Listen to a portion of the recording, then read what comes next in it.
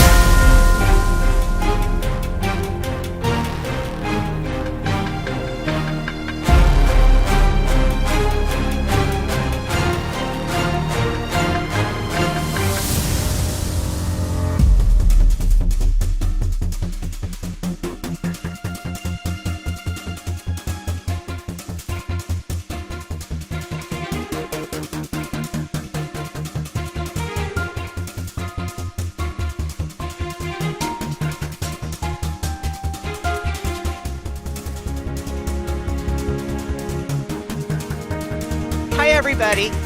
I'm Michelle Gibson, and I'm very excited to have my good friends Campbell Purvis and Kelly Jones here. And I have the greatest respect for them and their work.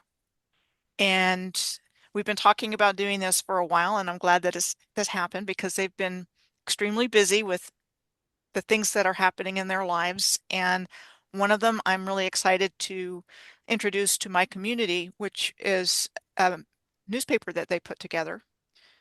And I know Campbell's been doing some more world traveling, and maybe have him talk about that at some point here. But so their schedule is just like packed. Yes. And the the ball that got this rolling was a new newspaper that they're publishing. And it's a tremendous service to our community. And so it's a very, very high quality physical newspaper, all about alternative history and alternative information. And it's subscriber based. And if you're a subscriber, you can make submissions, articles or ads or whatever you'd like. And I'm not going to say any more because I want to turn it over to Campbell and Kelly and let them tell you. Oh, thanks, Ah, man. Well, yeah, I thank mean, you. we love you, Michelle, too, and we have also been huge fans of your work through our sojourn through Tartaria, Australia. I guess we're your Australian allies. And we had a wonderful time with Michelle. We all went to the Bosnian Pyramid together, and it was just the most fantastic trip. And we have just loved and loved and loved each other for so long. So, yeah, we've produced a newspaper. And actually, I have in my hands the third edition, which just arrived Oh, it's like there. 5 minutes ago. No way.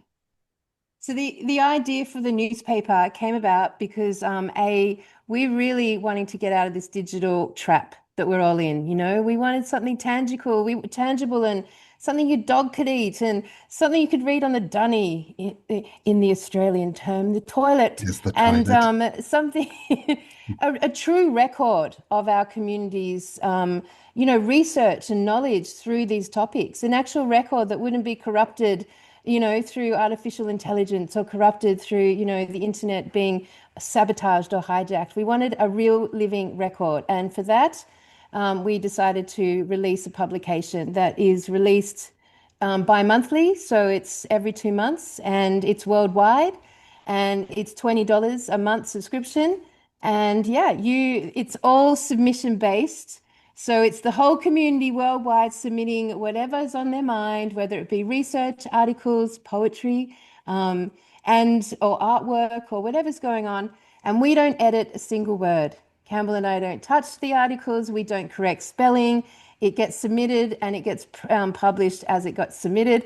And the benefit for our like worldwide community is you can advertise in it once you're a subscriber, and you can advertise events, services, products, anything you've got going on, and that just really enhances for our worldwide community a connected marketplace, a connected event directory, and brings us all together in a really physical, tangible way. So that is the newspaper. What do you reckon, Cam? What do you want to add to that?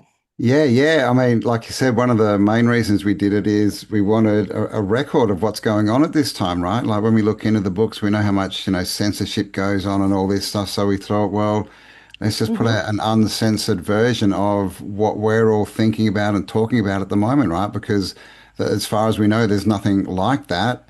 And of course, getting off, away from the screen, right? We all spend, far too much time on the screen. It's kind of the reality that we're in at the moment. So Yep. something that you can sit down, you can sit out in the sun, have a read of it, chuckle on your coffee table and freak out your friends that come over. Yep. But also be a part of it, right? Get your thoughts out there, no matter what it is. We're getting lots of art in there. We've had some cartoons, people just put in, interesting pictures or, big articles, whatever it is. You can get involved, right, and get in there and get your thoughts out there. And also Share if your you've got a theories. business or anything like that or anything you're looking for, we've had a few people put in things for us, unjabbed people looking for love, right? Which is a big issue in our Yep. community at the moment. Yep. So all these kinds of things, we're just really trying to bring everyone together in a tangible way that everyone can contribute and get something out of it. Yep. Yeah. And it's so fun, Michelle, because like we actually, because it's worldwide and we've finally conquered the International Post Service, which was no easy task, may we just add. It is quite horrendous out there. They certainly aren't making it an easy job to do something in the physical anymore. And by conquering that, we actually have in the magazine, we've got people advertising festivals, events, talks, campgrounds, anything that's relevant to our community worldwide. And I love S- that so much. Services, Yep, Yep, yep. services, special products. services. Yep, yep. Hmm. So we've got lots of healers and stuff in there, and that's the other thing. We want to connect everyone up together, right? And Yeah. a lot of people are in, have services or products, whatever, that aren't, mainstream. And so get them out to the audience that are interested in that stuff, right? So it's all about connecting people and helping people get out of, the 2D world, right, and into, the things that they want. There's all this job stuff going on at the moment and jobs disappearing. So we think that the way to build the new world is to build it, to just get started. And if we can help people get started in, a new pathway, then we're in. We are And so in. that's really clear. On the last page, you have something that says our conscious path, a global community for conscious living, a sanctuary for conscious connection, holistic well-being, and shared wisdom. And that's actually an ad, but that's what this is doing. Yep. And Yep. and it's very, very, very, very well done. It's Thank you. $20 well spent. Um, and I kind of would love to find out from you how much time do you put into that? I mean, that's a lot of work. Well, luckily, it's one of my skill sets. So it's actually something that the production side of it we're getting better at because we're onto our fourth edition now, and we're starting to work out because it's an ongoing submission-based content.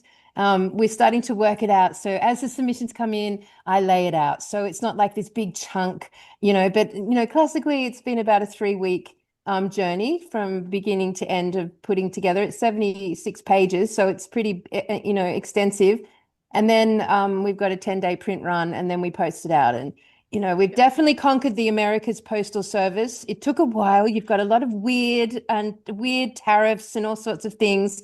And it got sent back, once or twice, but we've sorted it out. So it's definitely viable from the Americas. And we have a lot of Americans in our audience. And you'll see through the ads, it's a lot of American related festivals and events that are going on. And we just love it, man. It's just like, I guess what we're about is investing in the things we're about investing our time and money into the world, the kingdom that we want to live in, and for us, that's a dissolution of the system that's been forced upon us. So for us, this is an answer to that. And it's physical. There's nothing more exciting now to receive mail in the mail, physical Yeah, mail, the and mailbox try to out the beat your front. dog to it.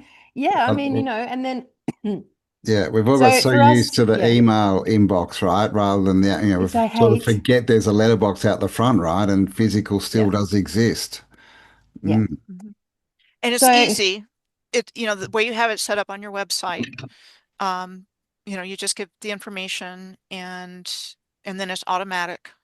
So, yeah, and it's yeah, every other month. yeah, So your next submission deadline is at the end of this month. yeah, yep, yeah.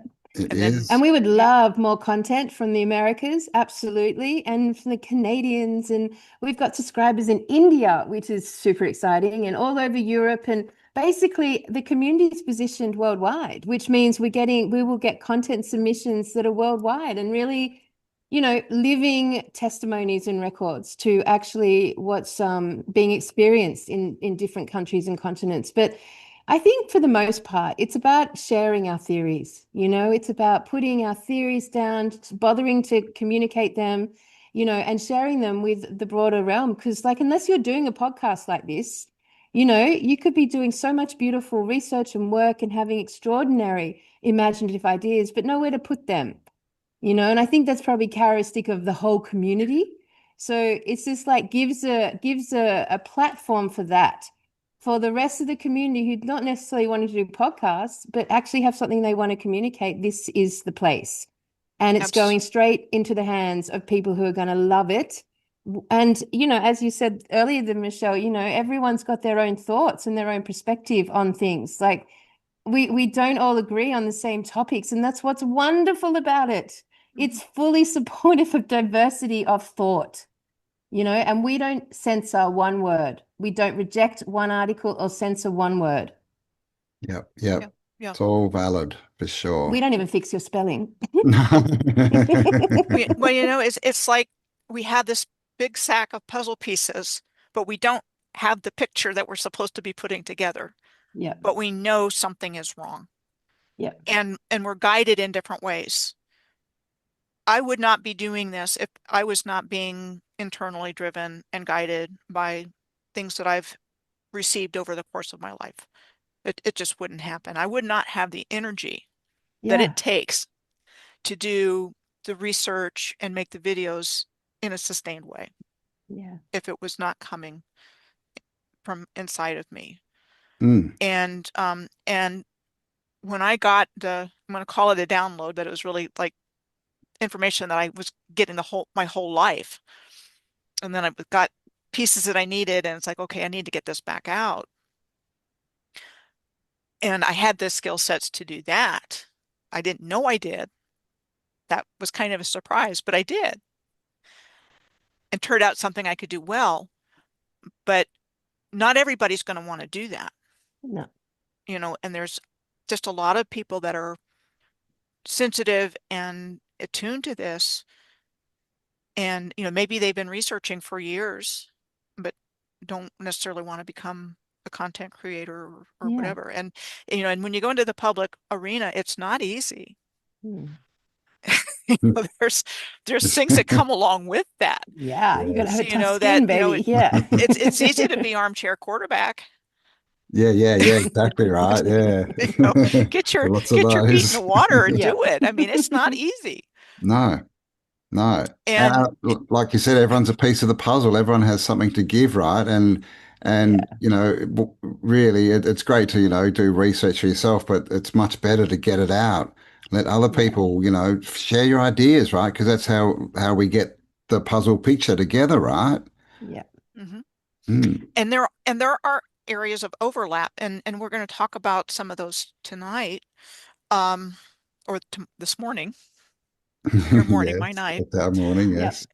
yes. Because again, we're guided differently, and that's okay.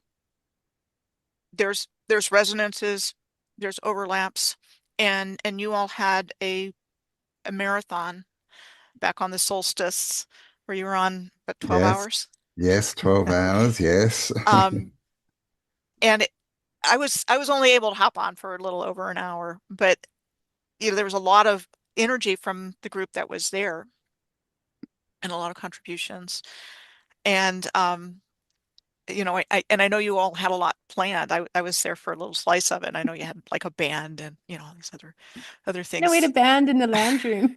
Yeah, we had a band, and I mean, we had a lot organized, but we didn't really get to any of it because everyone just wanted to be involved. We just spent the day talking to people, and they were coming on, and this is really why we do all of our shows and all this stuff is because people want to connect, right, with their tribe, and Yeah. they want to contribute, and so we're just doing our best to give them a platform where they can do that. And like you said, not everyone wants to start a YouTube channel or do anything, but you know, if we put out platforms, then that's another way that they can at least get involved and contribute and feel part of the Definitely. community.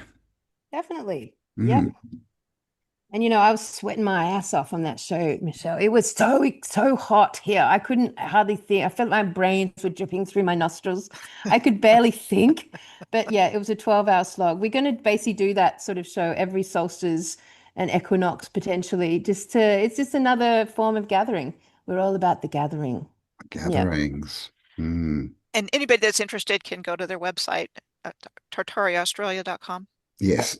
and all of that stuff's on there. The how to subscribe for the newspaper and their special events and things like that. Yeah. And Everything's we've there. we've just and we've just decided to add a special live event with Michelle Gibson in Australia. Very excited. It's going to be happening in September. We're going to do a live event here in Mullaney. So for any of our audience who would absolutely die to see Michelle speak live, this is your moment, people.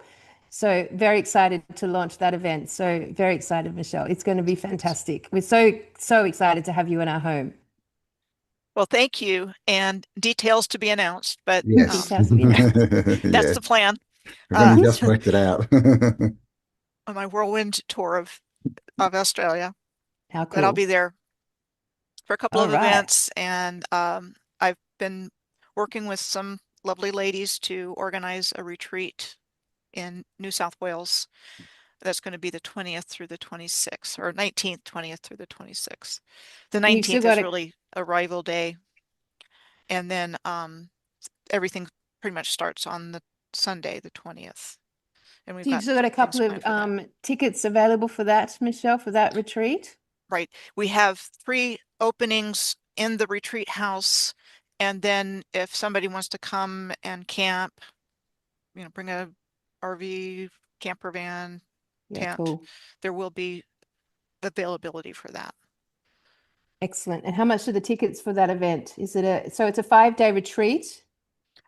Basically 7 days, 7 nights. 7 day. Oh, that's okay. That's going to be extensive. What are you guys going to get up to in 7 days?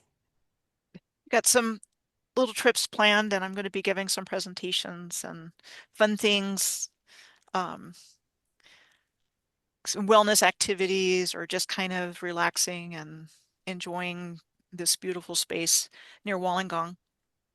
Beautiful. Oh my God, And nice. I happen to know that there's a major ley line that comes into Wollongong.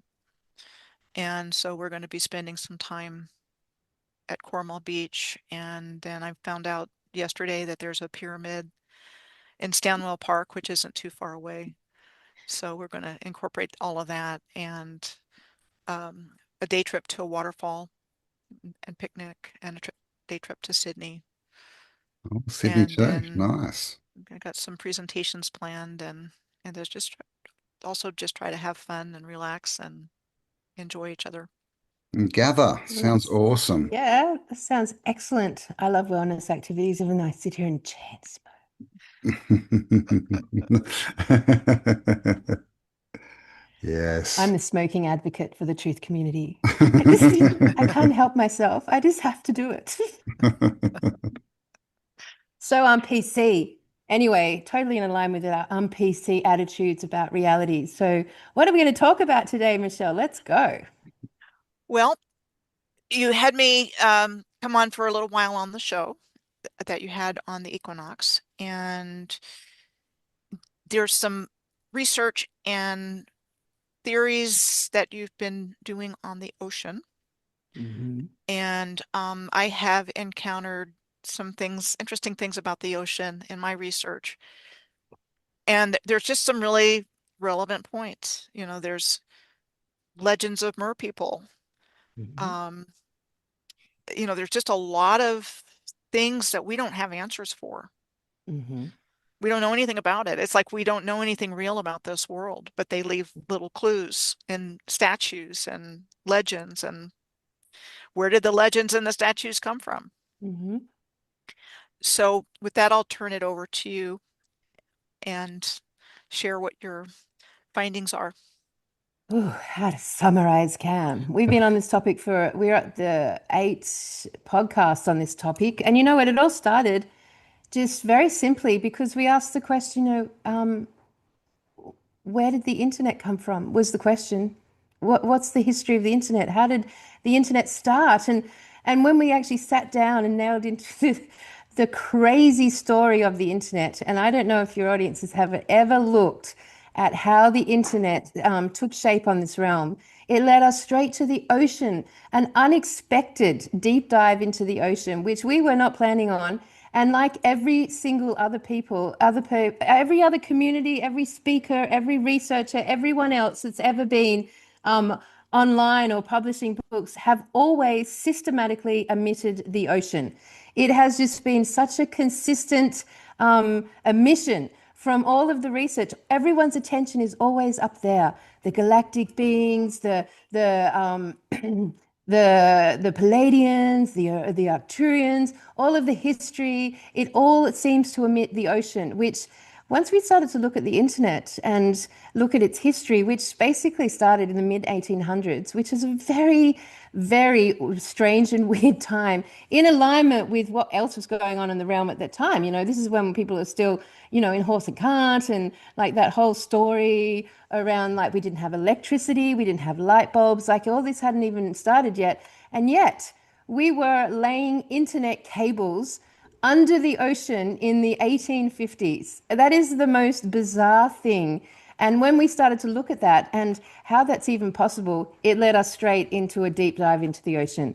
And as we've gone through the chapters on looking at the ocean and the internet and then electricity, and then we went back to the Phoenicians and the concept of us being invaded and who's the invader, and it took us to the people from the sea. And then we looked at the Dogons and asked the question, is God a fish? And then we started to bring up all the, Sumerians and all of the ancient mythology. And it all seems to lead us back to the oceans. And actually, only today, Cam and I have done the last podcast on it, where we actually, looked at the Bible as an aquatic book, telling the story of an aquatic divide.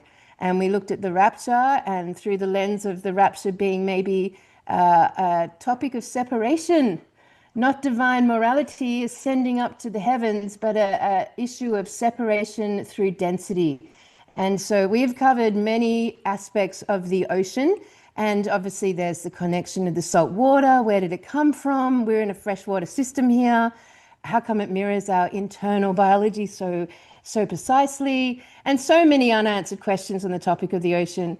But at the end of the day, we know probably 10% our trade routes, Our flight paths, everything is sort of operating on a 10% of the ocean, leaving 90% completely omitted from the history books, from our scientific communities, from our truther communities. They just don't put any attention on the ocean. So that's where we began. Do you want to add to that, Cam? Yeah, yeah. Obviously AI as well. All these massive AI data centers are consuming a lot of water. They need water to exist. But yeah, with the first transatlantic cable, 1854, I think it was more than 20 years before they actually ran a cable in a town, like above land. Like they had all this stuff, and they say that they were wrapping it with rubber, rubber sap from the rubber trees. That was because they had no plastics back then. It's just a very strange story. And then you look at, the evolution of that and where it's taken us, and it's basically taken us to where we are now, right? And a lot of that is to just got correlations with your work, we because it's all a micro circuit now, right? Where the old world was a macro circuit.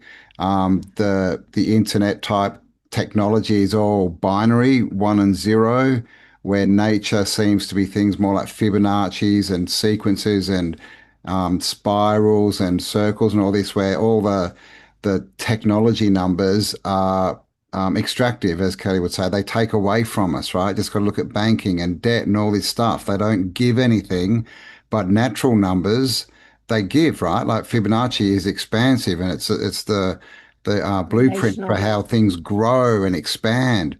So we looked at that it looks like there's two definite different, number systems, and then obviously electricity, the the Lights, the electricity that we elect into power. There's this whole sort of vernacular that goes along with it as well. So, and then when we started looking at fish gods, we found out that all of these created gods, is that what they're called? The gods that come up and give information to mankind to help, to better them. They all come from the ocean if you look into the story. So Mhm. it's definitely something that we haven't been told about, right? It's kind of like Tartaria, right? It's just been omitted from the information that we get. And it's interesting, Michelle, because just on one last point before you launch into your thoughts, is that the deeper you go into the depths of the ocean, the more electrical the creatures become. So if we were to imagine the origins of electricity, which would be the absence of light, false light, which would be electricity, it seems to have a strong connection from emerging from the depths, the deep, which is, well, Campbell and I would probably suggest that artificial intelligence is that of the underrealm, the underwaters, the shoal, the depths.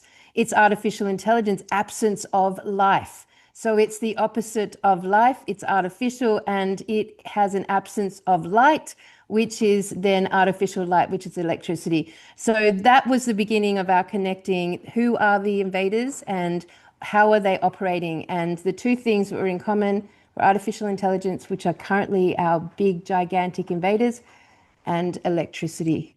So Yeah, and does take it the away. internet come from the ocean? We're Yeah. told it goes from land to land, but maybe it comes up from the ocean. And that's where all this technology, electricity, information, binary code stuff is coming from. Yeah, yeah. Brought in by the sea people, the Phoenicians, hmm who introduced to us binary operating systems, accounting, law, money, banking, economy, trade, all binary extractive systems, which then would make sense that they could go forward and genocide the whole realm, which they did and continue to do because it's a binary code system. It's not relational. It's not regenerative. Not It's expansive. not human. Hmm. Yeah, it's really interesting because there's overlap everywhere in our work.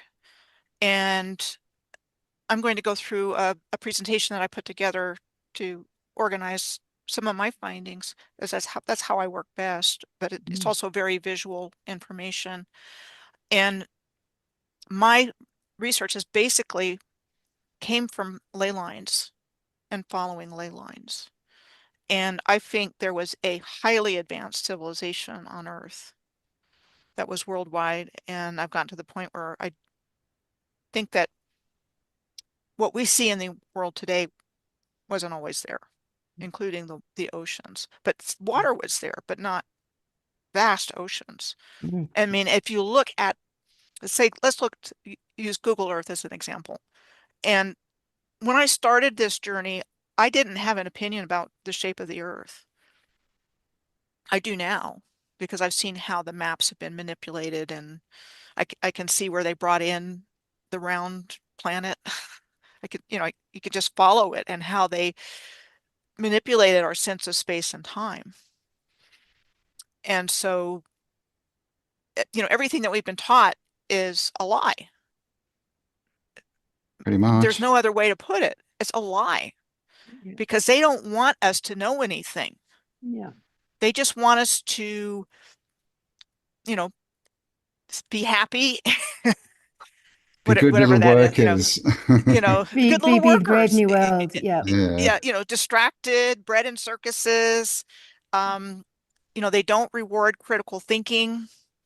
And so we're not supposed to know anything, Mm.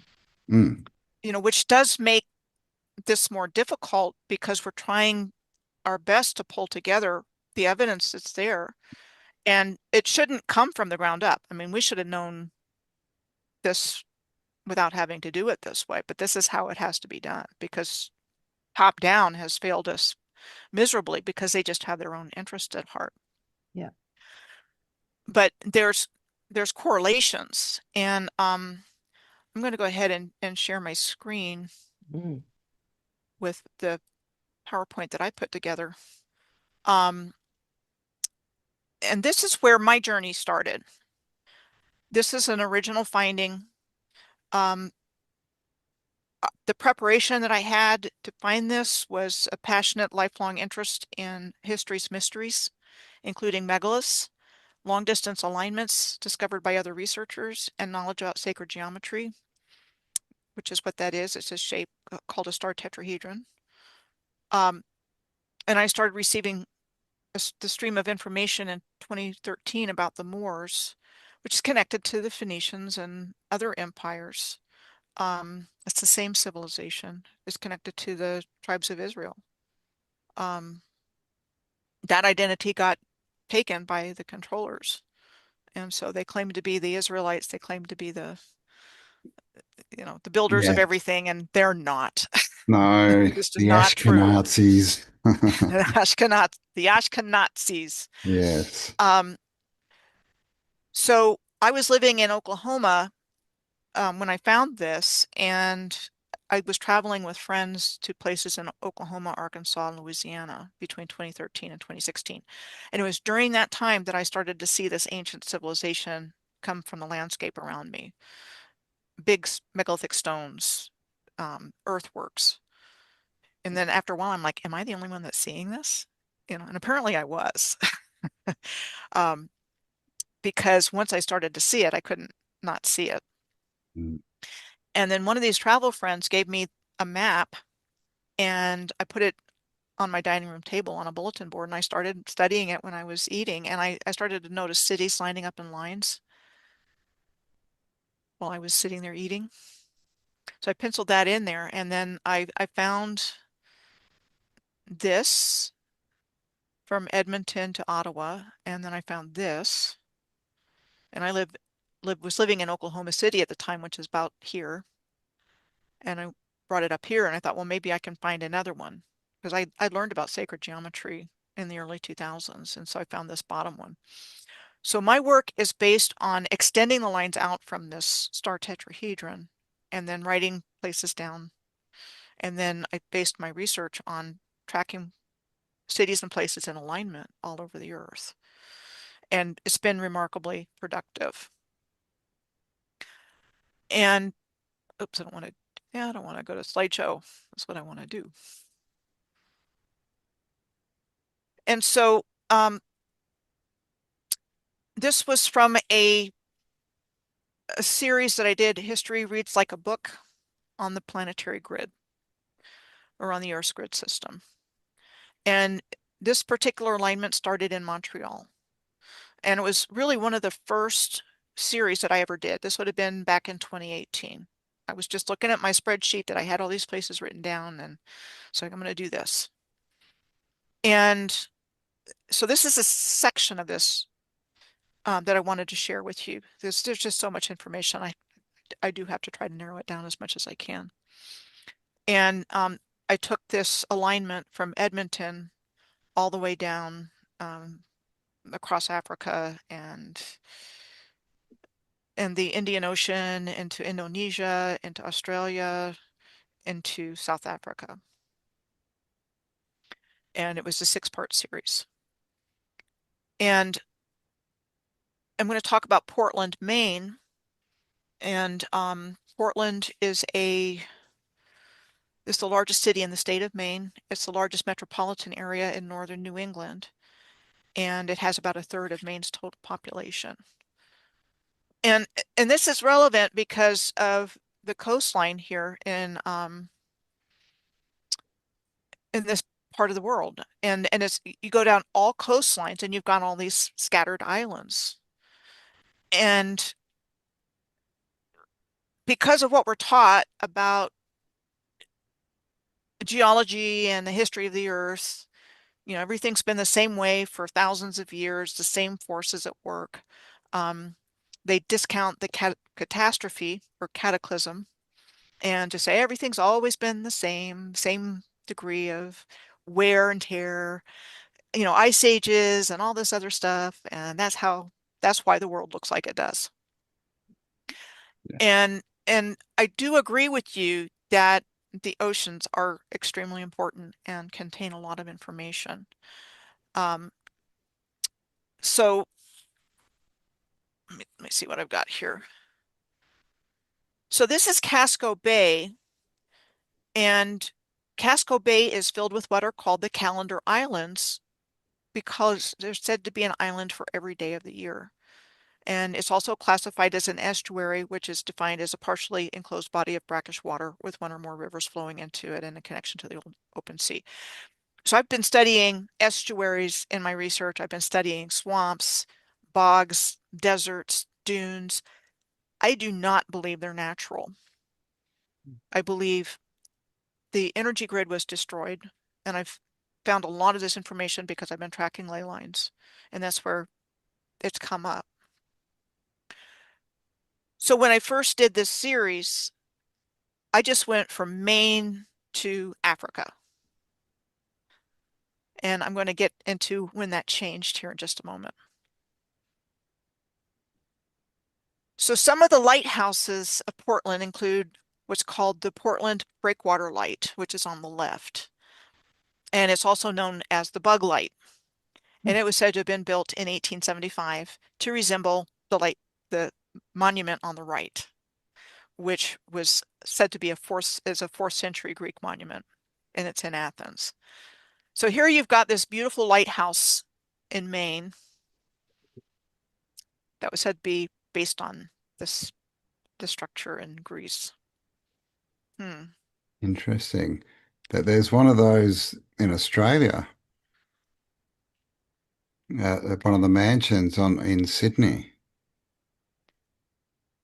So they want us to believe when they built this and that it was for navigational purposes. I believe they were original infrastructure that were part of the original energy grid, possibly light distribution, some kind of energy distribution, and I do not think they were next to water. I think they ended up next to water. Mm, Well, I mean, interesting. lighthouses in general are a big anomaly, right? How did they build a lighthouse in the middle of the ocean? Especially Yeah, those ones you see the Exactly. massive waves crashing on them. It's like, how? that makes more sense. Yep. Yep, exactly. So I think the destruction of the energy grid blew the land apart. And when you look at, I think this was what I was going to say earlier, when you look at Google Earth, vast expanses of ocean and water, Mhm. more water than land. And I really think it was the opposite. And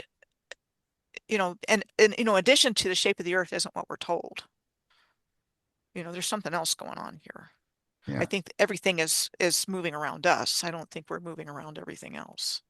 I Well, think the one can Earth was. definitely concur that there was a flood event, and that flood event brought ocean water, seawater, and we're in a freshwater system. And that Mhm. seawater is now our oceans. Mm. There's a lot of anomalies. I mean, when you look at certain places in the world where there's tides that are extreme, what's that all about? It's in the Channel Islands. It's the English Channel. It's Nova Scotia has extreme tides. That's where I first saw it. Alaska. I'm sure there's other places where one time of the day it's high tide, and the other time of the day it's extremely low tide. I mean, you Mm. can't even, you know, it's you see the mud at the Yeah. bottom. Mhm. What is that? Yeah, And and it's I'm Yeah. interesting, Michelle, sorry, with the tides, because the moon, which The is meant to moon, be the thing that impacts the tides, doesn't actually affect fresh water. like the So the Great Great Lakes. Lakes that are mhm. gigantic in scale and size don't get affected by the moon tides. So that's another abnormality. And I've been spending a lot of time researching the Great Lakes, and I do not think they've been there very long. Mm. And Well, there's many maps where that they're not there. Yep. Mm. what I am finding is that it was a really important hydroelectric location with waterfalls and canals and railroads. And I think that was part of the energy system. And I do think that when the grid was destroyed, all the water, like the water from the waterfalls and, all the fresh water from the system, it's just, kind of filled Collected. in Mm. where the land was destroyed because around the lakes, um, it's very shallow. And it's shallow on this side of, on both sides of North America. It's shallow in Europe. It's shallow around Australia, where you have the continental shelves. Hmm. And they tell us that, it's a great sea level rise. And when the ice glaciers melted, all Yeah. that stuff. I don't buy that. The younger I don't buy that. dryas. Mm. So, so the lighthouses are very telling here in Maine. Here's another one, the Spring Point Ledge Lighthouse, and that was said to have been built in 1897 on top of a ledge that was considered a dangerous obstruction on the west side of the main shipping channel.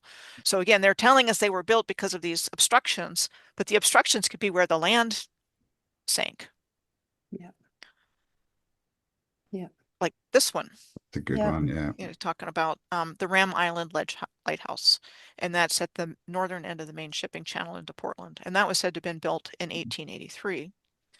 And it's built on a series of stone ledges, some which break the waters at the southern end of that Casco Bay I was talking about. It makes no sense what they tell us. And then there are these star forts all through, excuse me, all through Casco Bay. And so Fort Popham, this is Fort Popham, and it was said to have been commissioned in 1857 and built starting in 1861. So that same time period as the underwater cables Yeah. that you've identified.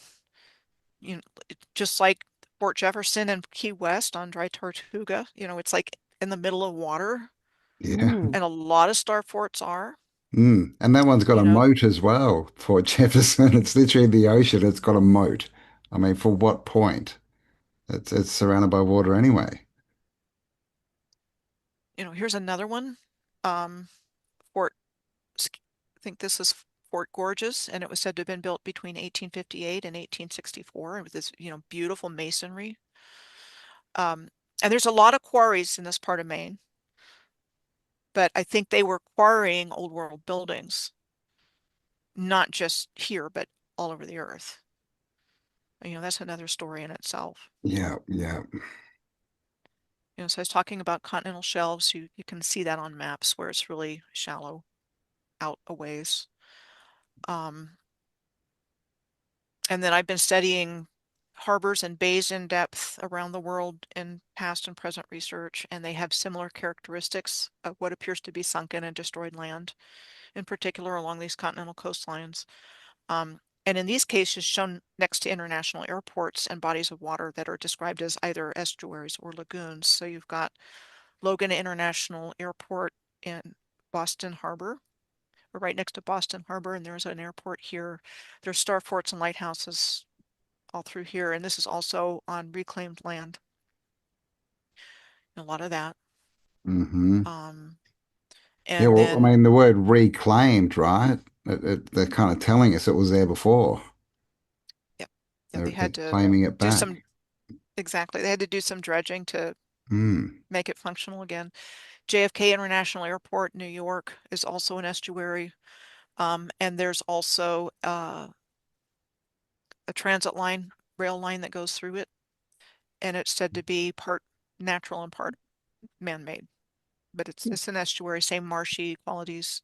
The airport's here. In Sydney, you've got Botany Bay, which is also called an estuary, right next to the water. Um, and then Pohnpei International Airport in the Caroline Islands is next to a lagoon. Again, just really weird places for these airports. And I'm also finding nuclear power plants in the same kind of situation where they're in wetlands right next to, like in the Great Lakes, right next to the water. Why would you build a nuclear power plant there? So, Mm. just really raises a lot of questions as to, what are we really looking at? And, I do believe this, whatever happened wasn't that long ago. Yeah, I'd agree. Yeah, I mean, I'm wondering with the nuclear power plants because I don't believe in nuclear. They're basically just big gas, steam turbines, right? I'm wondering if they're tapping into like fissures that are sending up heat from below, if that's where the land's been split and cracked. It could be. I mean, anything is possible, but I Mm. think whatever it represents was a pre-existing technology. Yeah. Again, they're not telling us how advanced this civilization was and how modern it was. And we've talked about time manipulation, and I think it's really that kind of ties a lot of this stuff together because if AI came in with this time manipulation and went underwater, it makes a lot of sense. We know about Antarctica. There's a lot of whispers and rumors about that. Same thing with Greenland. There's a lot of places that just are kind of Yeah, no-go zones. yeah, And the oceans are probably the biggest ones. I mean, who's going to go check it out? It's just like with the same thing with the estuaries and the swamps and the deserts. It's like who wants to go to those places? yeah. Mm. You know, but the evidence is there, and the internet gives us the tools to investigate that. And okay, let me see what I was going to say about that. So kind of to tie that up, I've come to believe that the sinking of Atlantis happened at the most hundreds of years ago and not Yeah, agree thousands, with that. Yeah, and that it was a worldwide civilization. yeah, And the Atlantic Ocean is one of the most enduring locations of the fabled Atlantis. I think it was worldwide, but where is it? Is it in Crete or is it in in the Atlantic Ocean or somewhere else? Um, I think that was above water at one point. Mm. Um, you can fit Africa into here. You can fit South America into here. I think the land separated. And what they do tell us accounts for that continental drift and that kind of thing. But there's other explanations that aren't allowed. And, I think the idea of a cataclysm is one of them. So what if whoever they are, um, deliberately destroyed the energy grid, destroyed everything, and then came in and went underwater or whatever. It's just a thought because I think all ideas are on the table. yeah. I Totally. mean, we were talking about Atlantis this morning, and the idea that Atlantis was above the water, but actually had the technology to submerge itself, so that Atlantis possibly is still in full operation, alongside many underwater civilizations, the separation has occurred, and there's a density issue now. We can't access the underwater realms, and they can't access the terrestrial realms. So we've been looking at density as an issue as far as what's caused this great separation. Because if we're separate from the waters of the realm, we're out of balance. We can't get depth. I mean, all the analogies about deep thinking and deep diving and depth of meaning and depth, it's all water language. So without having now, with the whole oceans being emitted from our history and our understanding of who we are and where we came from, and we are inevitably unable to think and feel deeply anymore, just conceptually. Mm. Yep. Yeah, yeah. We looked into submarines a bit as well, and like there's thousands of private submarines. Like we're told, well, you can't have your own submarine, but there's thousands of them out there, and also hidden islands. And of course, we've all heard about a certain island Hundreds. recently, and a certain lady who's in jail who happens to be a submarine pilot, right? So, Yeah. that kind of ties in too. Are they going down and still interacting with whatever's Yeah. down there, right? I mean, they have an obsession The with the ocean, allies. and they have emitted it from our entire reference point.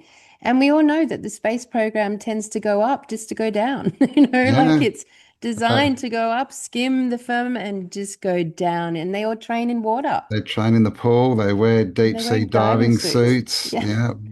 yeah, Yeah. yeah. Yes. So we're just thinking here, you know, putting some really valid research and questions about everything that we've been told, which really needs to be scrutinized because, like I said earlier, they don't want us to know anything real. Mhm. Yeah, and I think, it's worth noting that the one thing we know about these people is that they lie. We've really got to keep that, in the foreground, right? We know that's the one thing we can all agree on is that they lie. So what everything should be on the table that we Right. are told from them. Exactly. We know they lied and we know something happened. Mm. And so, I think And there's a that lot. thing that happened seemed to come at the hands of a water event. Mhm. So when I started to think about looking underwater was on the trip to Serbia and back. You And were I ahead don't of us, Michelle. You were ahead of us. and I don't watch movies, but I do enjoy watching the flight tracker. Something to look at. And I'm watching the flight tracker and I'm seeing things like seamounts and fracture zone. Like, what are they showing that for? So it kind of stuck with me when I got back. I've also noticed that volcanoes are on, I use Southwest Airlines in the States, and you see the volcanoes on the flight tracker there. So I think there's something of significance. And the conclusion I've come to is that they're the remnants of giant trees, and that the giant trees were the magnetic field, and that they're involved in the navigation of the planes, is what I think. I'm not buying the geodynamo. If we're not on a spinning planet, then there's no geodynamo, with gravity coming from the spinning of the Earth. It's coming from somewhere else. And Yeah. so that's my guess as to what that is.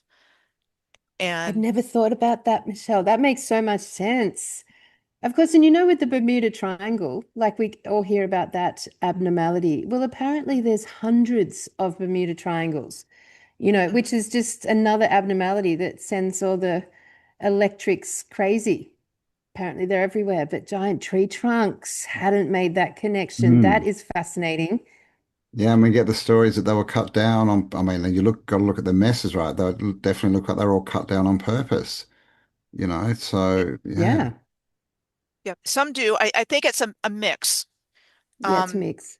I think it's a mix. And I think, again, if I go back to the idea of a destruction event of the Earth's grid system, and the giant trees were part of it. I think the volcanoes were trees that just kind of blew their tops. Yeah. And but there are, and I'll have some examples here of some trees that look like they were cut. So it could be a combination. Yeah. Yeah, But Well, it's you know whatever it what? is, interesting. Sorry, Yeah. it's interesting that they tell us that things like Devil's Tower was a volcano. So there's that sort of link there as well, right? And it yeah, was interesting with, I mean, I don't know what's actually real and what's happening over there in the Americas because our feeds are full of you guys being, immersed in Arctic snow at the moment. But some of the videos I've seen, like the trees that are snap frozen, explode. So they Yes. actually explode inside, and then of course what's left is a splintered, what would look like, say, Mount Everest, the Himalayas, that splintered, shattered tree trunk look versus the nice plateau. yeah, yeah. So they've effectively hidden these giant trees from us Yeah. by calling them something else. Yeah. Hmm. Mesas, buttes, seamounts. Um, so the New England seamounts that I'm showing here are described as a chain of 20 underwater extinct volcanic mountains known as seamounts. And a seamount is a large submarine landform that rises from the ocean floor without reaching the surface of the water. They kind of rise abruptly from the seafloor. And that's the Bear Seamount. And it's called a guyot, Guyot, with a flat surface on top.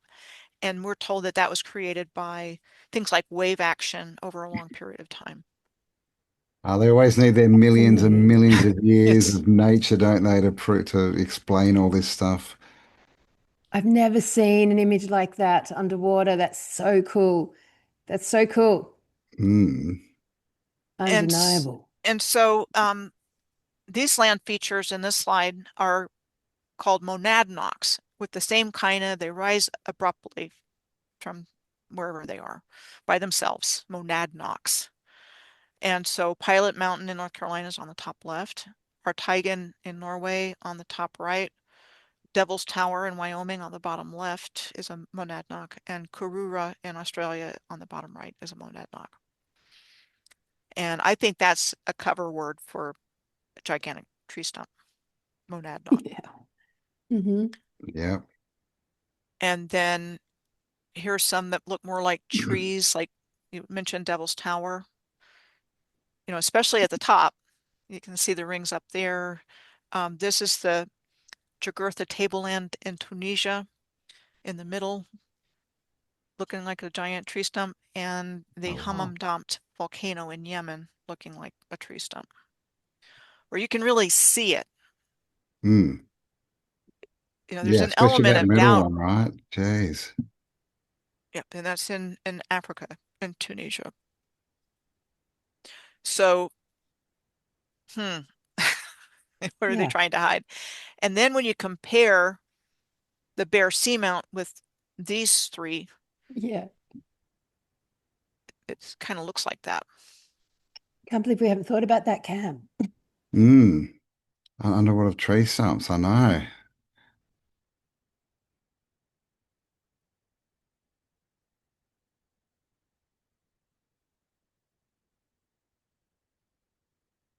Just to the southwest of New England and the corner rise seamounts, the New England seamounts and the corner rise seamounts.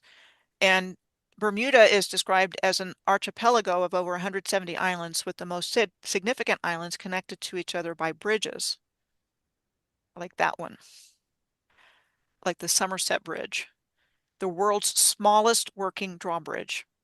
And it was said to have been constructed in 1620. And Bermuda is the oldest of the British overseas territories, having first been settled by the English in 1612. Now, here's the thing. This is a 1624 map of Bermuda, and it was attributed to Captain John Smith, who was involved with the Virginia Company of London's plan to colonize Virginia for profit. And Smith's books and maps were important to the colonization of the New World. This map includes a lot of star forts. And there's still a lot of star forts on the island of Bermuda today. So there's Fort Cunningham, Fort St. Catherine, Fort Hamilton, on this little island in the middle of the North Atlantic. And there's another one, Fernando de Noronha. It's a small island with a lot of star forts. And Crete is also, and I know you're going to be going there, Yes, yes. Campbell. Yep. Crete is surrounded by star forts. And again, to me, it makes more sense that there was more land. Yeah, but it's true. They're always on the water's edge, aren't they? Like you see it all the time. And you see it a lot where It's there's like, one on one side of a river and one on the other side. And yeah, why? Like, yeah, I agree. That's a yeah. bit strange. So I think there was more land Yeah, I agree. and that it sank where the star forts were, which were part of the energy grid. And then there's the Atlantis Massif in the Mid-Atlantic Ridge. And again, found this when I finally started looking underwater on these ley lines. And the Atlantis Massif is a prominent mountain mass in the North Atlantic Ocean, and it's slightly east of the intersection of the Mid-Atlantic Ridge and the Atlantis Transform Fault in the Atlantis Fracture Zone. And a fracture zone is defined as a linear feature on the ocean floor over a long distance that is caused by plate tectonics, which is one of their go-to explanations for all this stuff. Yeah, yeah. Floating on magma with their molten core on their planet spinning through space. Exactly. Science is fake too. Science, yeah, That's man. when you keep Seance. peeling back the layers and it's all fake. Yeah, man. Scientism. So a fracture is commonly associated with the breaking of a hard object or material. So they can happen suddenly as well, and not just as a slow process over time. So among other things, the Atlantic Massif is particularly noteworthy for a feature called the Lost City. Interesting. And the Lost City is a hydrothermal vent field that was discovered by a crewed deep ocean research submersible owned by the U.S. Navy and operated by Woods Hole Oceanographic Institute. And it was discovered in 2000. Never heard of it. Interesting. No, no. Fascinating. Is that rock called Serpentinite? That's an interesting little name, isn't it? Serpent. But I mean, obviously, also there are sunken cities everywhere, all across the Yeah. realm. Yeah. So, like I said, that was the first time seeing that on the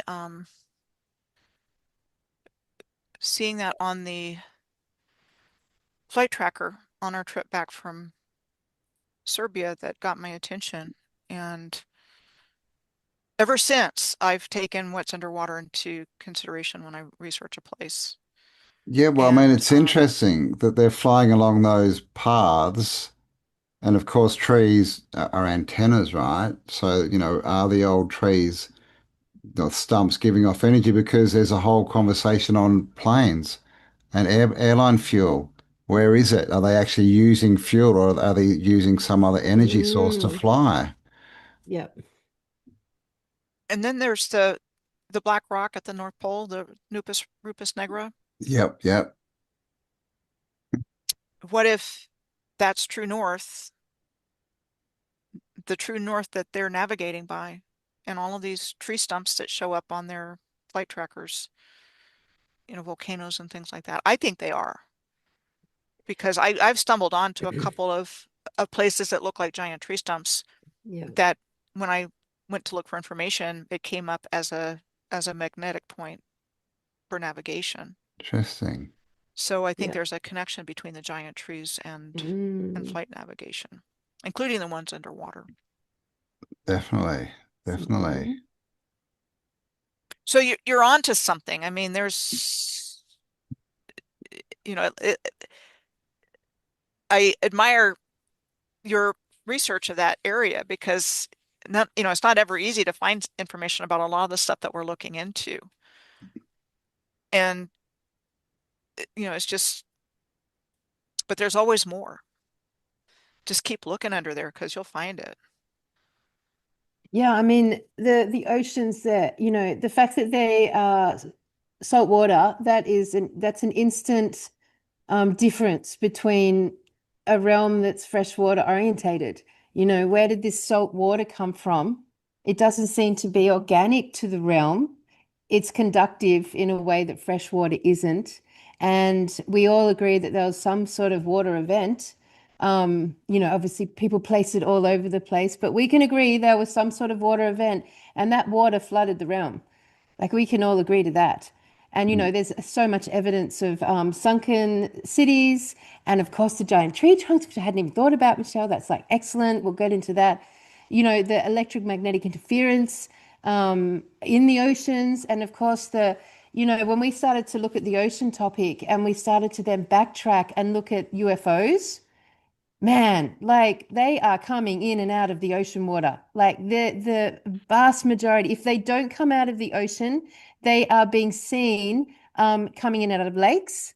They Right. have been seen, and here in Australia, we didn't even know about this, but once we started to research from this perspective, in Australia, the majority of accounts from UFO sightings are via farmers who see these UFOs and then go back the next day and their 100,000 liter water tanks have been completely drained. Like the UFOs seem to have almost 100% consistency, reliance on, or entrance and exit point from the waters, which Mm. Lake would, Titicaca, Lake Titicaca is one in Peru. The whole Yeah. Shirley MacLaine thing out on a limb. Hey, haven't heard that yeah, for a She went to while. Peru. Um, Lake Arcadia in Edmond, Oklahoma is another one. I'm sure there's other ones too. Those are the ones yeah. that I've I mean, come this across. concept of UFOs being connected to space is complete lie. They're actually connected to water. And specifically, it appears to be the ocean water, which would then denote that they are, coming in and out of subterranean civilizations down there. And I hadn't actually, so our realm we are living in the aftermath of this water event, this flooding event.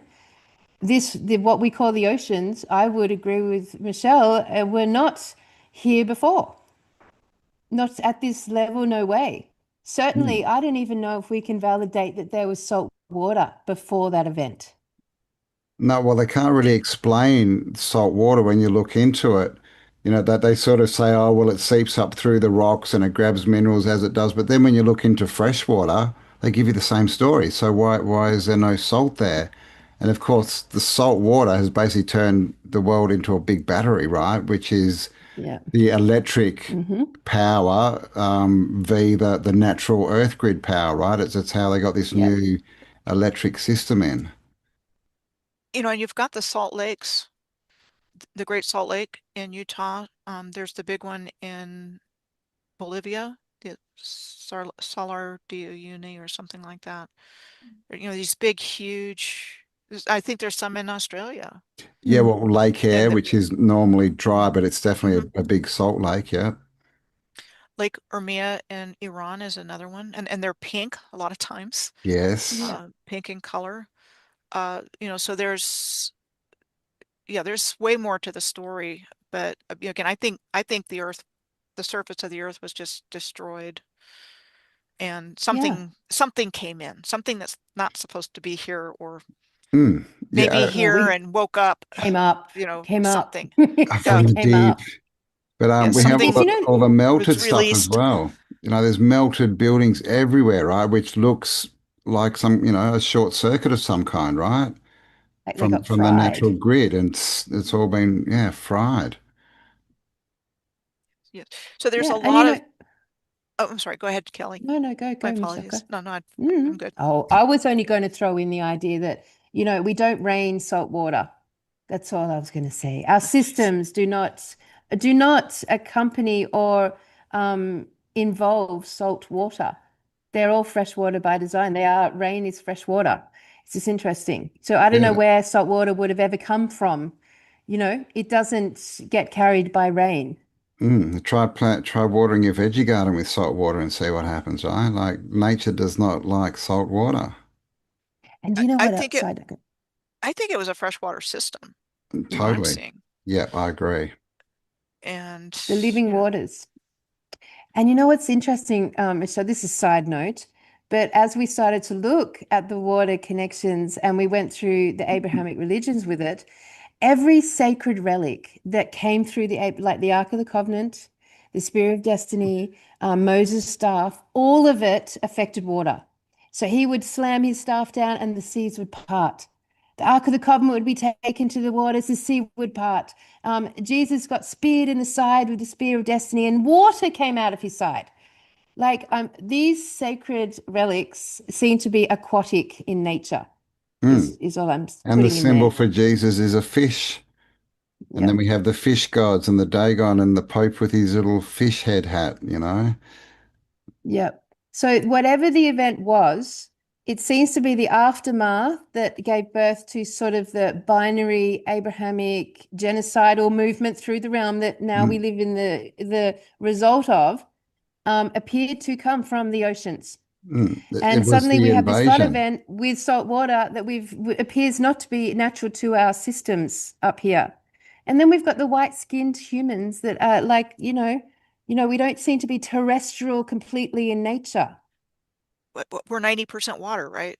Something like that. Yeah, You that's know, what they water tell us. affects us tremendously. You know, another thing is, along with being lied to about history, with divers finding things underwater, like the sunken cities like Yonaguni and others as well in the Indian Ocean. Yep. Oh, it's natural. Mm. Oh, yeah, I know. It's Yonaguni's BS. natural. It's just You the know, waves, because it's what natural. waves make right angles, right? If you look at pictures of Yonaguni, it's not natural. Ah, So they don't want us to even look there. no. So that's another big thing that they're hiding from us. Yeah, yeah. And there's obviously the story of the tsunami of what was it, 2000 in the Bay of Bengal, where the waters receded and they from the shore, people were seeing all these cities that were under the water there.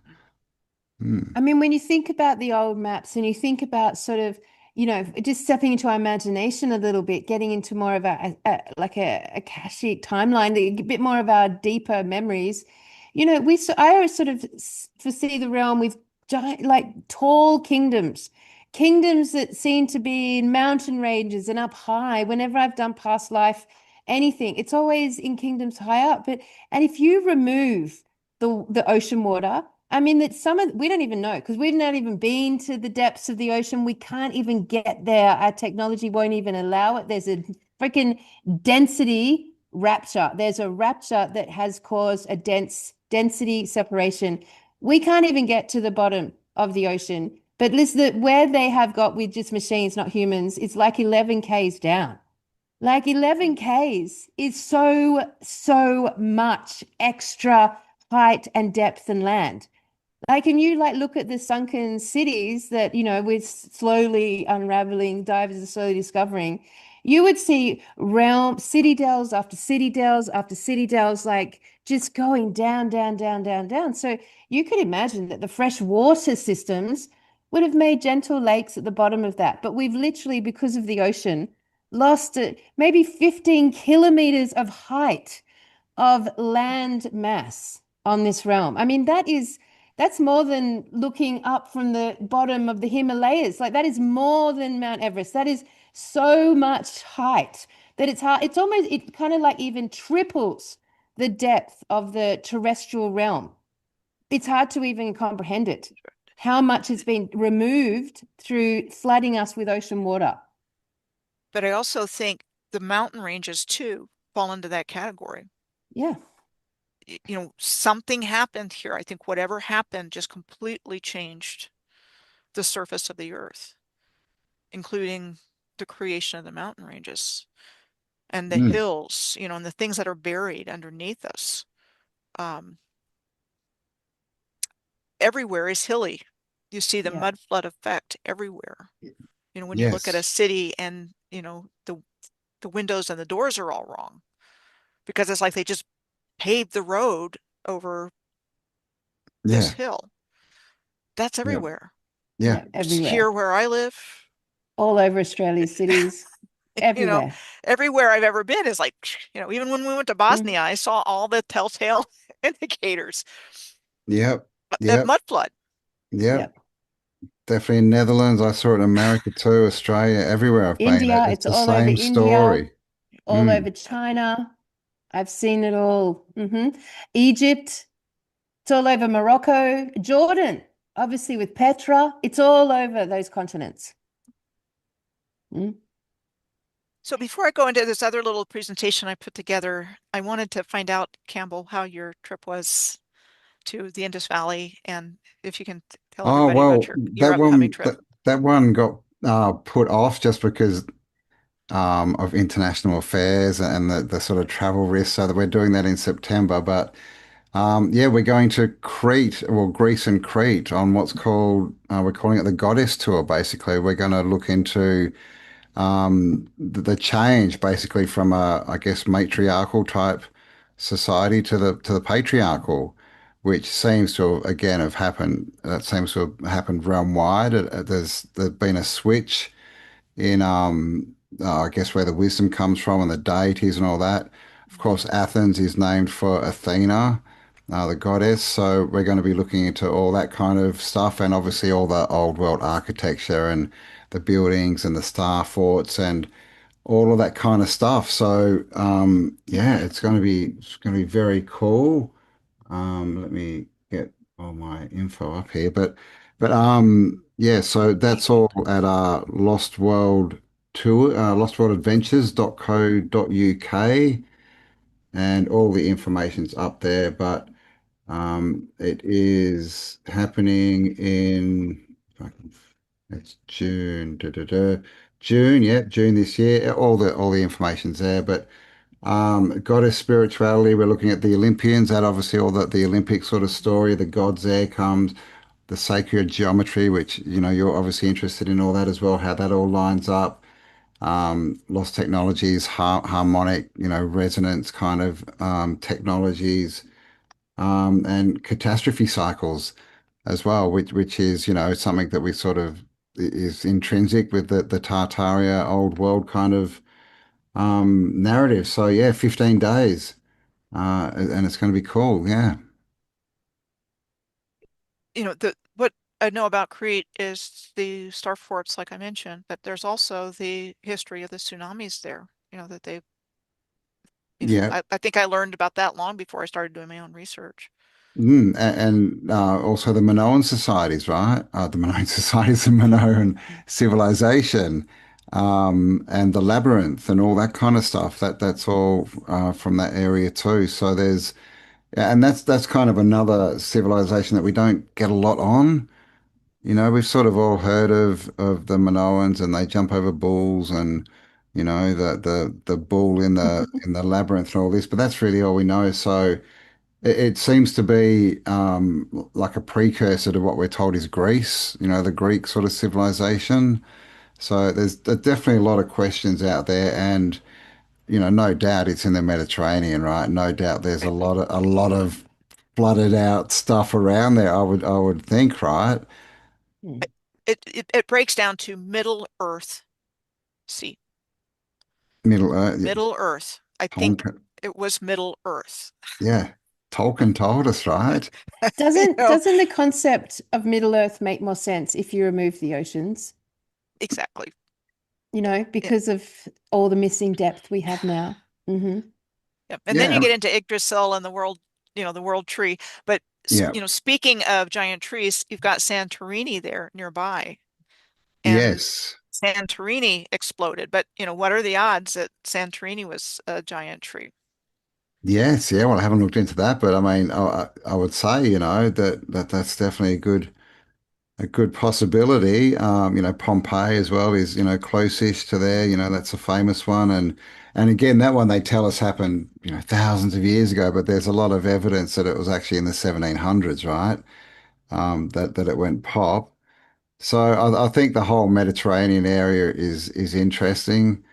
Especially, like the Greek Isles, like, we're living on the tops of the hills or the mountains, right, of the old world. So, and it definitely looks flooded. If you look at old maps, like the Caspian Sea and that seem to have been separate from the Mediterranean, and at some point something's happened and they've joined up. So there's a lot going on. Of course, Malta's in the middle of the Mediterranean. That's like literally just a massive starboard, right? And they've Oh, all got, it's the pathways, the roads that just go straight into the ocean, into the right. sea. Like, for what reason? So it's definitely going to be fun. It's going to be a smaller group, around sort of 15 probably. And yeah, we're just going to get out there and explore, check out all things, ask good questions, and just look at how things have changed. Basically, how the script we're given, the story they want us to believe it's just not true, and it's fairly easy to prove that it's not true with what we see with our own eyes, because that's what they don't want us doing. They don't want us to interpret this world with our own senses, right? It's like, well, you live on a ball, you can't see it, but you just do. Just believe it. Look at this chalkboard full of this mathematical equation. That means it's a ball. Don't trust yourself. Don't trust that it doesn't feel, it feels like it's flat and stationary, but don't trust that it's Mm. actually curved and spinning through space and whizzing this way while it goes around this way. And, so they don't want us trusting our own Yeah. senses, right? Trusting ourselves. That's their biggest trick. Yeah. They really just wanted trained workers, Yeah. read, write, and arithmetic, follow directions, make their Yeah. products, get them rich, Yeah, retire these people on, hardly any retirement. it was one of the And Rockefellers, Build their wasn't it? technology I want a nation of daily. workers, not a nation of thinkers. And of course, they put us in 40 years of work where we're tired. And then at the end of it, for our efforts, we get to retire, right? We get to be tired again and broke. and that was the existence for generations of people. I'm Mm, one generation removed from, on my mom's side of the family, they worked in a blanket mill in North Carolina, yeah, right. in a With factory town. It's factory my towns, I was going grandmother's to family. say, factory towns were a big thing. That's how they started all this industry. They put people into these towns and they literally, they couldn't escape because they'd give them food and shelter, but then they would pay them in money that you could only use in that factory town. So you could never actually get any wealth to leave. So the complete slave system, Yeah. right? And you know that's still in operation, like 80% of the world's seafood comes from China. And China's got massive, massive ships that are just circling like the Galapagos Islands, places like this. And that mothership has fleets, thousands of smaller ships that are full of people they've put onto the boats, removed their passports. And those smaller ships fish 24/7, dump all the stuff into the motherships. The motherships take it back to get processed to hand out to the world. But the people on the smaller boats, they never come back to land. They're slaves. They've been enslaved. Out the world's seafood comes from slavery, and these guys are dying on these boats. No one knows. They've lost their passport and they can't get home. And that's where the world's seafood is currently coming from, just so everyone knows. Hmm. Another thing, when we were talking earlier, I was reminded of mines. There's gigantic holes all over the earth Hmm. from this mining. Yes. Something is mining first. Could it possibly be all for Earth, or is it going somewhere else? And Wow. with the gigantic holes that I've seen, especially up north, but not just up north. I mean, I know there's a lot of them in Australia. There's a lot of them in South America. There's a lot of them in the United States and in Canada. Massive holes. Yeah. Where is it all going? I And mean, where is look it all at going? gold. Look at gold. That there's so much, money put into gold and mining and that. But what? For what? All they do is melt it, 90% or more gets melted into bars and then disappears into some warehouse and is never seen again. Like, what's the Y- point? And then it's part of the economy for like maybe 5 years, and then they're gone, and the people that live there don't have anything. Yes, So it's almost like our modern history is really the history of the enslavement of humanity, Yeah, totally. and we don't even driven know it. by artificial intelligence that we didn't even know about. That's been literally the miners are artificial intelligence. Literally what we mine serves them. We are the terrestrial servants that bring forth this completely unreal consciousness of artificial intelligence. We build its infrastructure. We build Mm. out its process to live on this terrestrial plane. And And look at the word. that's where the mining's coming from. Yeah. Look at the word, right? They've got here, they've invaded, and now it's mine, it's mine, it's mine. Yeah. Yep. Yeah. And I think that came in, I could have come in with the time manipulation because I still, we're living in a beautiful world. We're still part of the creator. You know, I think it's this, whatever this is, this invasive thing, um, because I know our energy's being harvested and I know it's going somewhere. I know they've reverse engineered this original free energy grid system and turned it into the matrix. Yeah, There's no doubt in my mind at this point, but we're yeah, still living on God's world and a part of God. And so this thing came in uninvited, and they're the only hope, whether it's, powered by demons or satanic forces or, whatever. Um, it's not been a good experience for humanity. And whatever it is has managed to convince most people that it doesn't exist, Hmm. yeah. that Well, this that's isn't really happening. Don't believe what you see.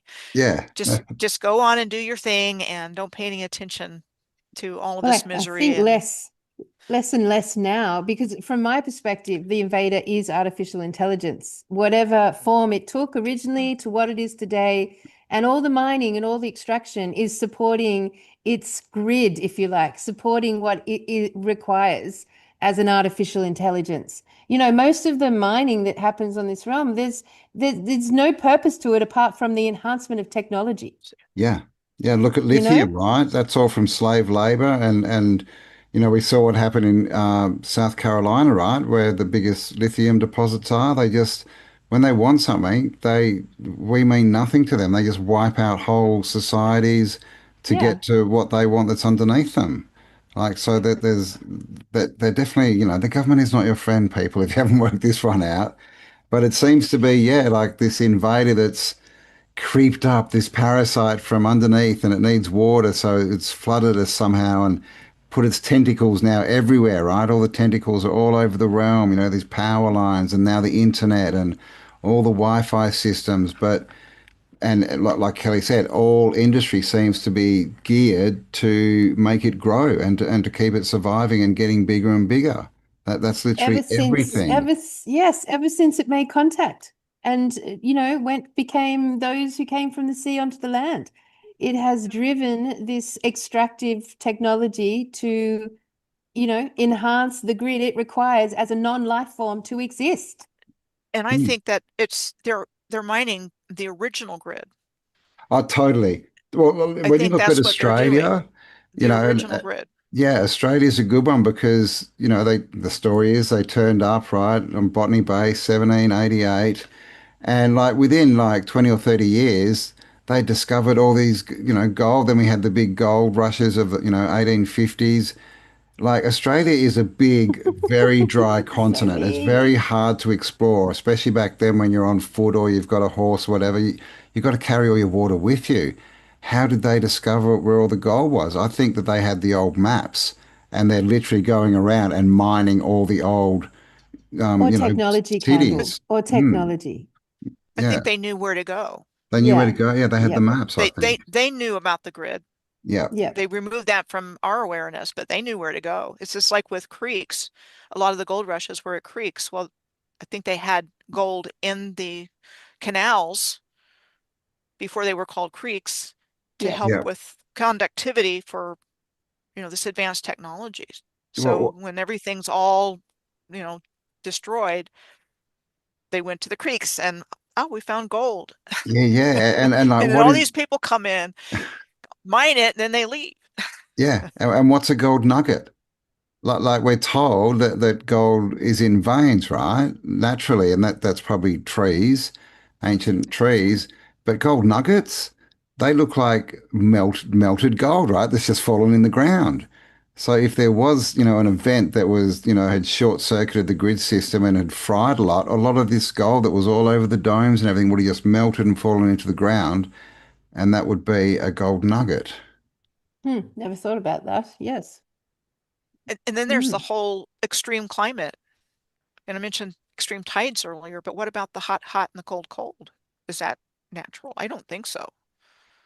No, it's well look, the 1597 Monty's Planisphere. That's the map, and it shows land all around the outside where the Antarctic ring is today. That's frozen over. So is that Yep. part of it? Part of a containment system, right? I mean, you could also maybe argue that, all these quantum computers they're coming out with, they say need to be, in extreme, extreme cold for them to work. Is that where a lot of this technology, is? A lot of the control system and the databases, are they out in Antarctica? And is it frozen because it needs to be for their tech to work? But And also, if you go, I was just sorry, going to say, I Cam, definitely finish. don't think it's natural. Yeah. Yeah. And if you add the concept of sacred relics, because like the advancement of technology seemed to follow the route of the ark, the voice of God being heard, and then they're being delivered blueprints. Every single technological advancement, Michelle, we have looked at has come with an inventor hearing the voice of God or having a dream where the whole blueprints is given to them. And then they build this new advanced technology. It started with the Ark of the Covenant, take it right through to the creation of the light bulb, to electricity, to the internet. The same thing occurs. They're hearing something or having a dream. The blueprints delivered. They go ahead and build it. I've even heard reports that the Kabbalah gives the blueprint for CERN, for the mass behind CERN. But like, so if you look at like say HARP, which is ultimate weather modification technology, that is most likely aquatic in nature. And most likely all of these advances in technology are aquatic in nature. And of course, HARP just manipulates water, just like the Right. Ark of the Covenant or Mm. Moses' spear. It's all orientated around how it can manipulate and control water. Yeah, yeah. And of course, in all the biblical pictures and images, what do we see a lot is these little cherubs up in the skies, and they've all got a harp, right? They've all got a harp, and it's all sonar because did you know that the sirens, I've never heard this until we started researching this. The sirens actually were where they came from is when the Nephilim, the fallen angels, came down and mated with man. The women that they mated with got cast out and became the sirens. That's where the concept of the sirens came from. I didn't know that. And the sirens, of course, operate through sonar. There's sonar that is so seductive and completely destructive. And what Mm, came out of the Ark of the Covenant is also sonar. They mm. open the lid and the whole of Jericho collapses through sonar blast. It's a sonar weapon. And the technology we have seems to be the same. It's water, it seems to affect water and it's sonar orientated. So yeah, I mean, the story of our technology and advancement and why we've advanced so strongly and so quickly, which seems to be out of alignment with an organic natural process, and why it's so extractive, always needing to mine and mine and mine, and then why it's so water orientated. AI couldn't exist without the oceans. We would already have utilized all the fresh water in the realm if we didn't have the oceans to currently have AI at its current existence. We couldn't, we, it's just, so yeah, so everything that is our reality seems to be based on the development and further development of a technology that was aquatic in nature and extractive. And another thing that comes to mind as we're talking, first of all, is I've really seriously wonder if all of our weather is manipulated, all of A it. Have hundred we have percent. we ever experienced natural weather I ever don't think in our ever in our life? whole Probably lifetime. not. And then it's put out there as natural, um, and it's not. Hurricanes that hit the same place, more than one time. It's, like it's being guided. Totally. You were talking about Helene in Western North Carolina around Asheville, where the lithium is, just wiped it out. And not only that, but I also saw something that Duke Energy also opened up their dam. I mean, that let water out. Mm. doing that on purpose. I mean, that would not surprise me. No, not at all. I don't All the feel like that's a clouds, wild claim to say that they did that, knowing not what at we know all. now. All the clouds you can see, Yeah. the waves, right? The sine waves running through the clouds. We have these dew weapons or dew weapons, right? That come from the sky and and destroy all these cities and make trees burn and explode, but and metal melt and don't Yeah. affect other things that are right there. So it's Causes the there was vibration. square waves too. Have you seen those Yeah. pictures of waves that are, Mm. it's just, it's a frequency, right, that's being sent through. So I don't think that's a stretch at all. I think we've got more evidence to show that it's being manipulated than we do to show that it's natural. Totally. Yeah. How's But let me that? go ahead. How's that we've never experienced natural weather in our whole lifetimes? Like, that's a freaky thought, everyone. In our whole lifetimes. Like winter, like, Wow. if you look at places like, Norway and, Scandinavia, they're covered in castles too, but their building time is down to like 3 months or so a year because of the cold. So how was this all done? If that's a natural system. Mm. Yeah, same thing in the Nor North America, northern Mm. US and Canada. It took a year to build this, Yeah, or yeah, 2 years, yeah, whatever. because we had It 3 months still of the doesn't year. work No, no, with the buildings that they're saying that about. it's Um, crazy. and the other thing that came to mind is with the advanced technology, we're the ones that haven't benefited. Things are getting Totally. worse Yeah, for humanity in this definitely. realm. Mm. And, I remember when I was growing up and, like going to Disney World in Florida or whatever, I had a lot of family down there. And you go to the world of tomorrow and there's this, advancement to bigger and better improvements in life. That's a total fictional story. And it was Mm. never meant to be that because they destroyed everything. I mean, you saw that with World Fairs in Yeah, the like 1950s, like in New York, all this, march to the future and this tech. That was not meant for us. That was just, okay, we're going to get rid of this, but here it is. yeah, You Well, know, advanced technology, it's not advancing us. It's advancing the the false agenda. yeah, it's advancing the artificial intelligence. That's what it's advancing. Not we are in decline and decay as a race right now because of it. the, Because it's completely extractive. It's completely binary. It's not regenerative at all. But I guess you know what? Like I always keep this in perspective because, really artificial intelligence it looks completely um like it's taken over the whole realm, that it's advanced through the whole realm, but actually in essence and reality it's still electrically dependent. It still depends on electrical circuits. It still depends on the internet. It still depends on water to cool it. And it only seems to exist strongly, really, in reality, in central hubs. But 90% of the rest of the realm is still nature. We're Mm. still in this beautiful natural paradise all around us, to keep it in perspective. So yes, we're honing in on this advanced this artificial intelligence that's apparently advancing its tentacles, and it's always represented by an octopus, advancing its octopus tentacles across the realm, and we've been like enslaved by it for so long, and all of that is accurate, but it's actually this big compared to this Mm. extraordinary realm around us of the natural world, plus the natural God-given spirit that exists in us.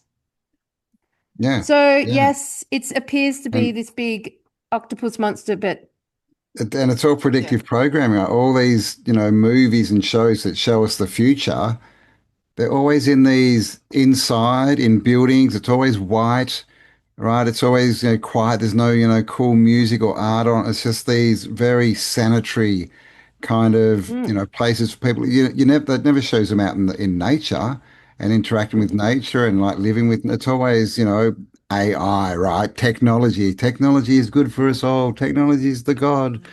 We need it, put all our resources into technology, even though every year that we get closer to their goal, our lives get worse and we get Yeah, less. and like every Mm. frequency it ever emits gives us cancer and makes us sick. Like its entire frequency footstep makes us ill.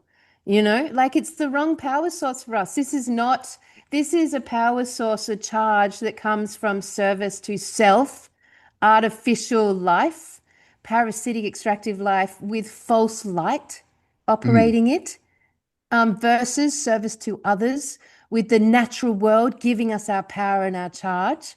Yeah. It's infinitely opposite. And the true charge that runs through us is not from its false electrical grid. That makes us sick. The true charge through us is from the natural kingdom, man. Like we can Nature. go back to the Gnostics in this reality. That is our true power source. That's where we regenerate. That's where we ground. That's where we commune and gather. So none of that's been lost to us, just to keep it in perspective. Yeah. It's still there. And we actually did a show on simulation theory and how we don't agree. And that was the main thing is that we're not powered off this electronic grid. We're powered from nature, right? Like the simulation is what they're trying to bring in my That's the opinion. system. That's That's the the system. system That's the speaking. overlay, the electrics, the 2D world, the AI, all this. That's simulated. Nature's not And the simulated. ultimate. Nature's real, right? And you can feel it. You can tune into it. You Mm. can connect with it. You can't do that with, you can't connect with AI. Some people try to, but It feels there's nothing. nothing there. It's Well, it's empty. they're just trying to go into transhumanism Mm. for us. I mean, Exactly. that's Yep. that's that's what the goal is. They're going to live forever through, human energy. Yeah, yeah, yeah. Not What that, is it? the humans don't benefit from that. They're just kind of parasitizing our energy. We're just the slave race to build their electric utopia, right? That they don't care about Mhm. us. We know they call us goyim and chattel and useless eaters and all this stuff. They are So fragile, man. Just keep they that are, in perspective. right. It's a fragile invasion. It's fragile in nature. It's fragile and dependent. It knows nothing of the source that runs through us. It Mm, cannot compare. Like it is dead. yeah, Basically, no what you creativity. communicate through artificial intelligence is from the underworld. It is dead. There is no life into it when you talk to ChatGPT. Keep in mind, you're talking to the dead. Mm, Like, just know that about all of this artificial Yep. intelligence. I completely agree with you, Kelly, and I completely believe that we got this. Yeah, we fucking Humanity got this, and the man. creator of the universe has this, mm. Yeah. but for whatever reason, this this we had to go through this. Yeah, well, I mean, It, you can you look know, at it and in the perspective that they're helping us, right? Like they're helping us wake up. They're helping us understand what we don't want, and which helps us understand what we do want, right? And helps us go forward and create what we do want. So we kind of need this negative influence, right, to push us forward, right, and to give us perspective. If everything was wonderful and utopia and we sat around on the grass eating grapes, well, it'd get boring pretty quick as well, right? Like, what do you do with that? So, you know, sure, it's not good what they do, You and create we kingdoms, need to Campbell. stop it, but You but create they actually wow. could be helping us with perspective, right? Honing our skills and our imagination as to what we want, because we definitely know now what we don't want. And exactly. like for sure, once humanity, well, I know for sure I am in this process. And once humanity reconnects firmly with the true charge that gives them life, the ability to dismantle using our given powers, just which is just our intention and focus. It's not even like we're not going to turn blue and levitate. This is unnecessary. Our focus and intention can do amazing things. Once we are back connected to the natural world and taking charge from the true source of our life, like their fragile system, it's so fragile. It's so fragile. It depends on deception, illusion, delusion. It depends on slavery and all the lower vibration, extraction. It's so fragile. Mm, It does not a big jumping concept. Well, when humans come together with this charge fully empowered in them that they can cast their minds and like to completely remove the electrical grid. We could mm. do that. It's so fragile.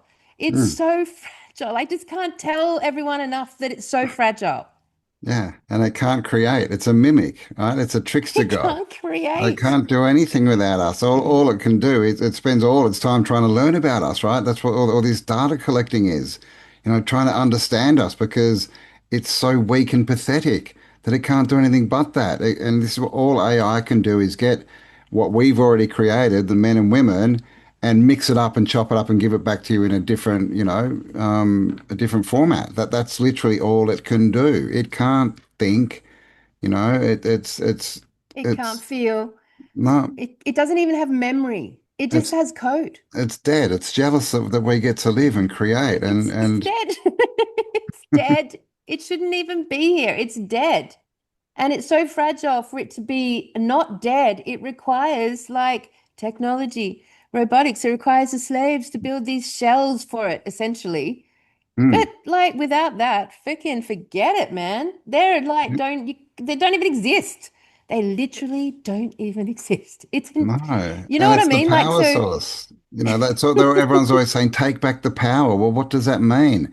It means plug into nature, the actual natural earth grids. That's where we get our power. This is why they tell us that they are in power.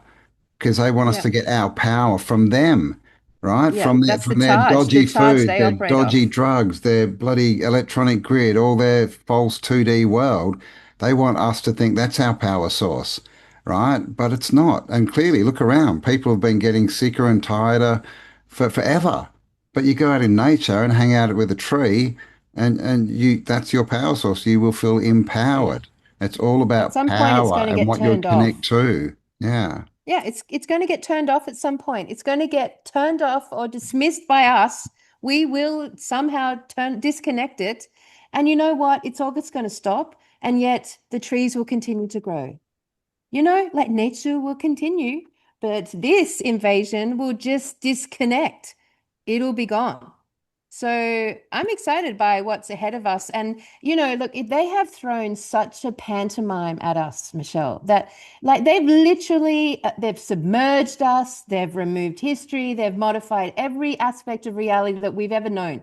They've modified it all. Our whole lifetime, we don't even know what reality is. And yet, here we stand with all of the best of what they could throw at us. We've still seen through it. Thought that came to mind, and I want to go through another PowerPoint real quick Mm, before we let's do wrap it it. up tonight. But have you looked into Waterworld, the movie, No, but Yes. we for should rewatch clues? that. I haven't We should rewatched it for rewatch it. Yes, yes. years. But basically, yes, that a sunken civilization, right? And he's literally going down there, seeing what he can get from it. Yeah, I yeah. think we need to watch that again. I need Check to that watch it out. through the yeah. I'm not a decoder, but I have a feeling there's something in there Right. about Yeah. what It's we're on the talking list. about. Yeah, let's watch it this week. Yep, All right. cool. So I just wanted to share a few things that kind of connect our work. Um, Yeah, let's do it. and it Now shouldn't we've had be our too, rant. Let's go. shouldn't be too long. I've had this in my folder for a while to do with you. So it's like, I want to do it. So a while back, I looked into the seven pillars in Peru, Yeah. Indiana, Yeah. and somebody had suggested it to me. And around that time, I saw Campbell's video on Namorla Gabarnmung Yes. on the Yes. right. Yes. And it just, the similarity between the two places just struck me right They're away. so similar. Mm. So very similar appearance in Yes. Indiana and in Australia. Where is Namorla Gabarnmung? Northern Northern Territory. Territory. It's kind of at the top end of Oh, Australia. it's Very hard to Northern get Territory. to. Yeah. So But, this is we this could is try to get you there. so this is revered by the Miami tribe of Ohio, and you only ever hear about the Miami in Florida. Yeah, that's And well to Ohio. What? yeah, there's a couple of Miamis that you don't hear too much about, but one's in Ohio, another one's in Oklahoma. Wow. And then this is an Aboriginal sacred place. So Yeah. they're both sacred places. Yeah, the artwork in this is amazing. The artwork's amazing. So it's believed to go back 44,000 years as far Mm, as human habitation goes, mm, making it among the oldest radiocarbon dated sites in Australia, yeah. and is described as a rock shelter made by tunneling into a naturally eroded cliff face with 36 pillars supporting the roof created by natural erosion. So that's what they're saying. It's created by Right. natural erosion, And millions of years. millions of years. And the seven pillars in Peru are held sacred by the Miami Nation of Indiana. Did I say Ohio? I think there's one in Ohio too, but this is in Indiana, Yeah, not yet. which owns the land on the south bank of the river directly across from the seven pillars. So they have sacred Mm. ceremonies there. So there's the seven pillars, also described as having been created over the centuries as wind and water eroded the limestone, carving the rounded buttresses and alcoves. How, So, how does so wind create a round thing? Like, does it just go in circles or Yeah, it's magic, Campbell magic. magic? so, and you can Magic kind of see what tomatoes. looks like masonry up here at Yeah, the top. Yeah, definitely. totally. Yeah. And behind the one in Northern Territory, there's all these like tiers, these levels that look Hmm. very man-made too. Probably is, but they want us to believe it's natural. Okay, that's the story. They're sticking Um, to it. they look like columns to me that may have been, flooded out, inundated. They really love to make us like question what our eyes can see. Hmm. Yeah. Yeah, they Don't And love don't that. trust your and it's senses, actually man. it's worked rather well. I know it They has. don't It tell us has. about it, so people don't even see it. So later, somebody suggested that I look at Karain or Karain, Karain, in southern Turkey. So that's right here. And then you're getting into the Aegean Sea area over here, getting closer to the Mediterranean, that part of the world that you're going to be going to. Okay, so Karain Cave is another location that's similar in appearance to Nawarlik Barnmung and the Seven Pillars in Indiana. So there's a Cool. side-by-side comparison of Karain Yeah. Cave in Turkey. Interesting. Not a place that really comes to mind when you think of Australia, is it? Or is that just me? Yeah. No, no, no. Yeah, kind of similar, Um, even with the darkened ceiling there. yeah, yeah, And definitely similar. so Karain Cave, we see on the left, is described as a complex of limestone caves consisting of three main chambers separated by calcite walls and a narrow and curving passageway, which includes rock-cut steps. Oh, So there's something interesting. man-made in there. Yeah, yeah. Well, I mean, when you look Like at the on one top in here. Northern Territory, I'm not sure about the other ones, but it's got a dirt floor. So it's very interesting that the wind ran in there and carved all these pillars, but it didn't actually blow the dirt off the floor in the process. It's dramatic So noise. so both of these places here in Karain Caves. And there you see the stairs right there. Yeah, right. So Yeah. I thought it was interesting Mm. That that symbol. this rather famous picture of the Aboriginal elder with the symbol Yes. on on it actually carved or embedded in his torso is also found here in Turkey, And his at Göbekli torso Tepe. looks a lot like a Taurus as well, doesn't it? It looks like the firmament. It looks like the waters above being separated from the waters below. Yes, yes, It yes. looks like the rapture. It looks like a density issue. But yeah, So that's interesting. Gobekli Yes. Tepe. That's exactly the same symbol, man. Hmm. And I believe that was like a scarring that his symbol was scarred into him, right? So it was part of a ceremony. So it's clearly a revered symbol, right? A ceremonial symbol.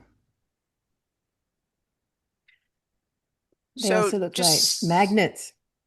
that, Magnets. yep, absolutely. So there's a lot more to the story. And just saying. Yeah. Just saying. Yeah. We haven't I finished mean, yet. it's The fun. hunt continues. Yeah. I mean, the decoding of all this is so very intellectually stimulating for us, is it not? It's so much fun to sort this all out. But at the end of the day, we're going to return to the true power source of the human being, and all this is going to be dismantled through our thoughts. Mm, I totally. agree. You know, I used to think I knew how this was going to look. I don't know anymore, but I do know we have a better future than what we had planned for us. And that in the end, good wins, God wins, and we win. But Whatever we, that yeah, means, we've whatever that already looks won. like. Yeah. You know, The true power source will win. Mm, This is the true power source, which mm. runs through us. Yep, and all this, people who are, thinking it's Armageddon and all this, and the world's going to end, and AI is going to take over. That's all imagined. It's imagined through fear. It only exists in their mind. It's not a reality of any kind at all. And this is what people, Hmm. their biggest tool is fear. So, don't buy into the fear, guys, right? False evidence appearing real. It's not real. It's just what they want you to believe. So you then help them create it. But they've lost anyway, so don't be on the losing side. Join the winning yeah, team. couldn't agree more. And check out tartariaaustralia.com because the world that you want to create is something that we're all a part of. And this is an excellent way to be a part of that amazing community.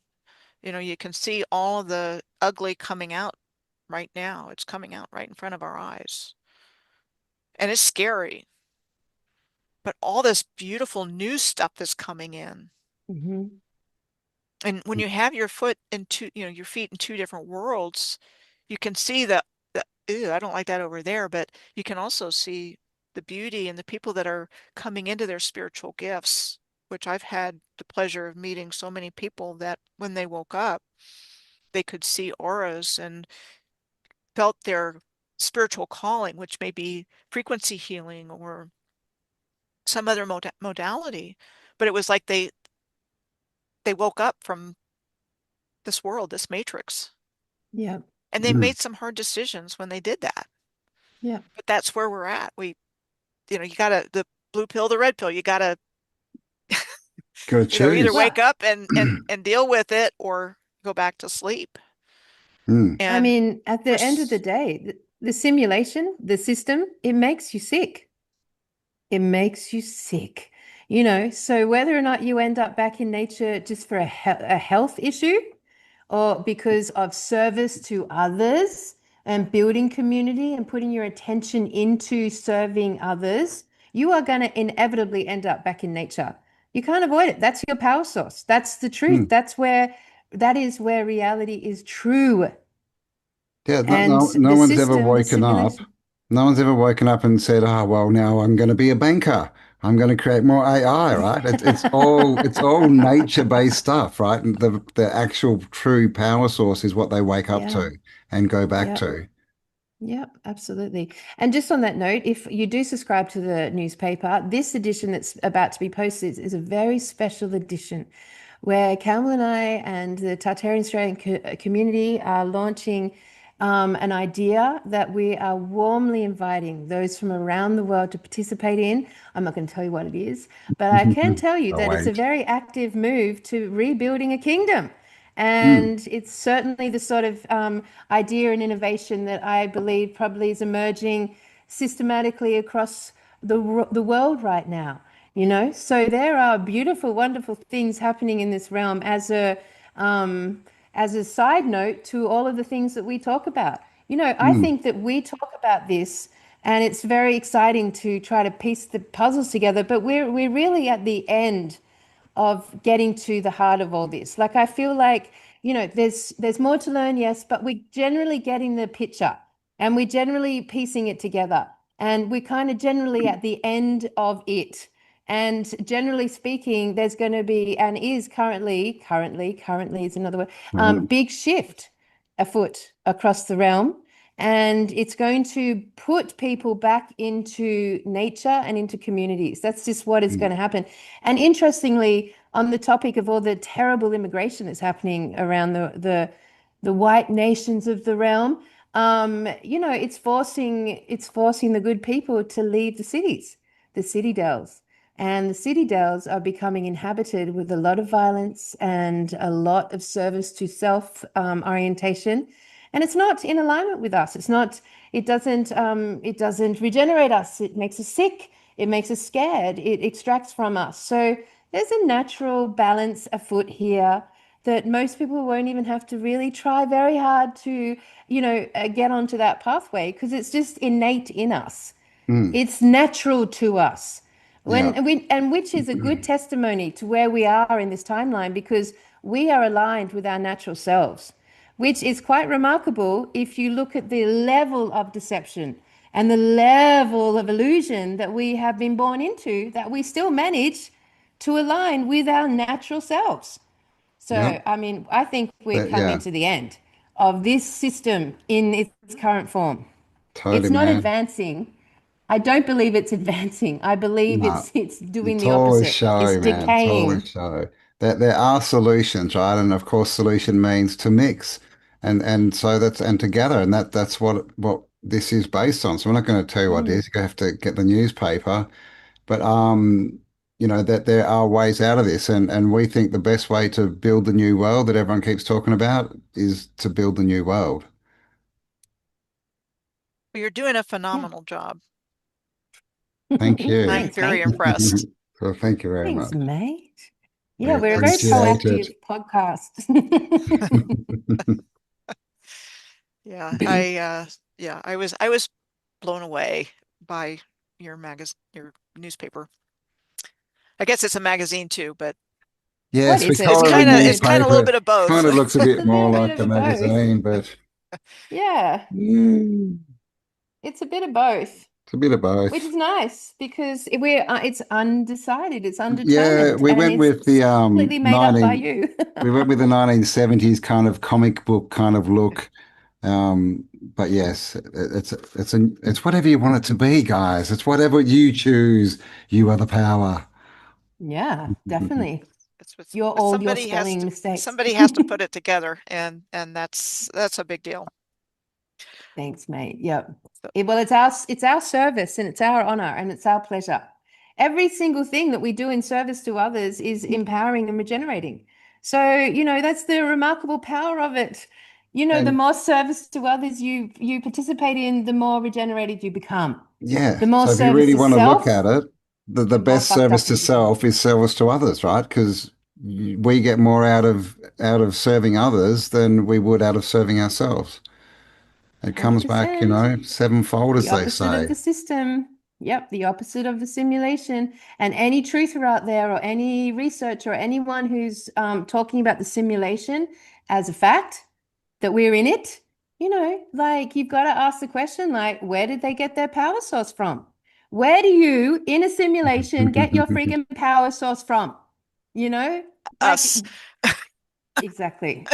That's from us. Yeah, choose your we're it. Exactly. sides, right? Choose your future because what you focus on is going to manifest for you. So, would you rather live in a simulation or would you rather live in reality, something real, Oh, tangible? it's the ultimate diabolical concept that this It isn't is. even a real world and you're in a simulation, in a computer game, in a computer Yeah. game, in a computer game, And that it your doesn't life is matter. hopeless and You pointless just and got to makes get out no of here. difference. Where's the Yeah, way out, it's man? ultimate Oh, this programming. world's broken. We can't do anything. I mean, talk about a bloody program. Yeah. Oh my God. It's the ultimate annihilation of our spiritual It center. is. The best way to win a war or an invasion is to make your enemy give up. Yeah. Disconnect humanity from its soul. Yeah. We'll stop ranting now. Sorry. Yeah. Oh, Not we going got to strong happen, attitudes but on they've this one. tried.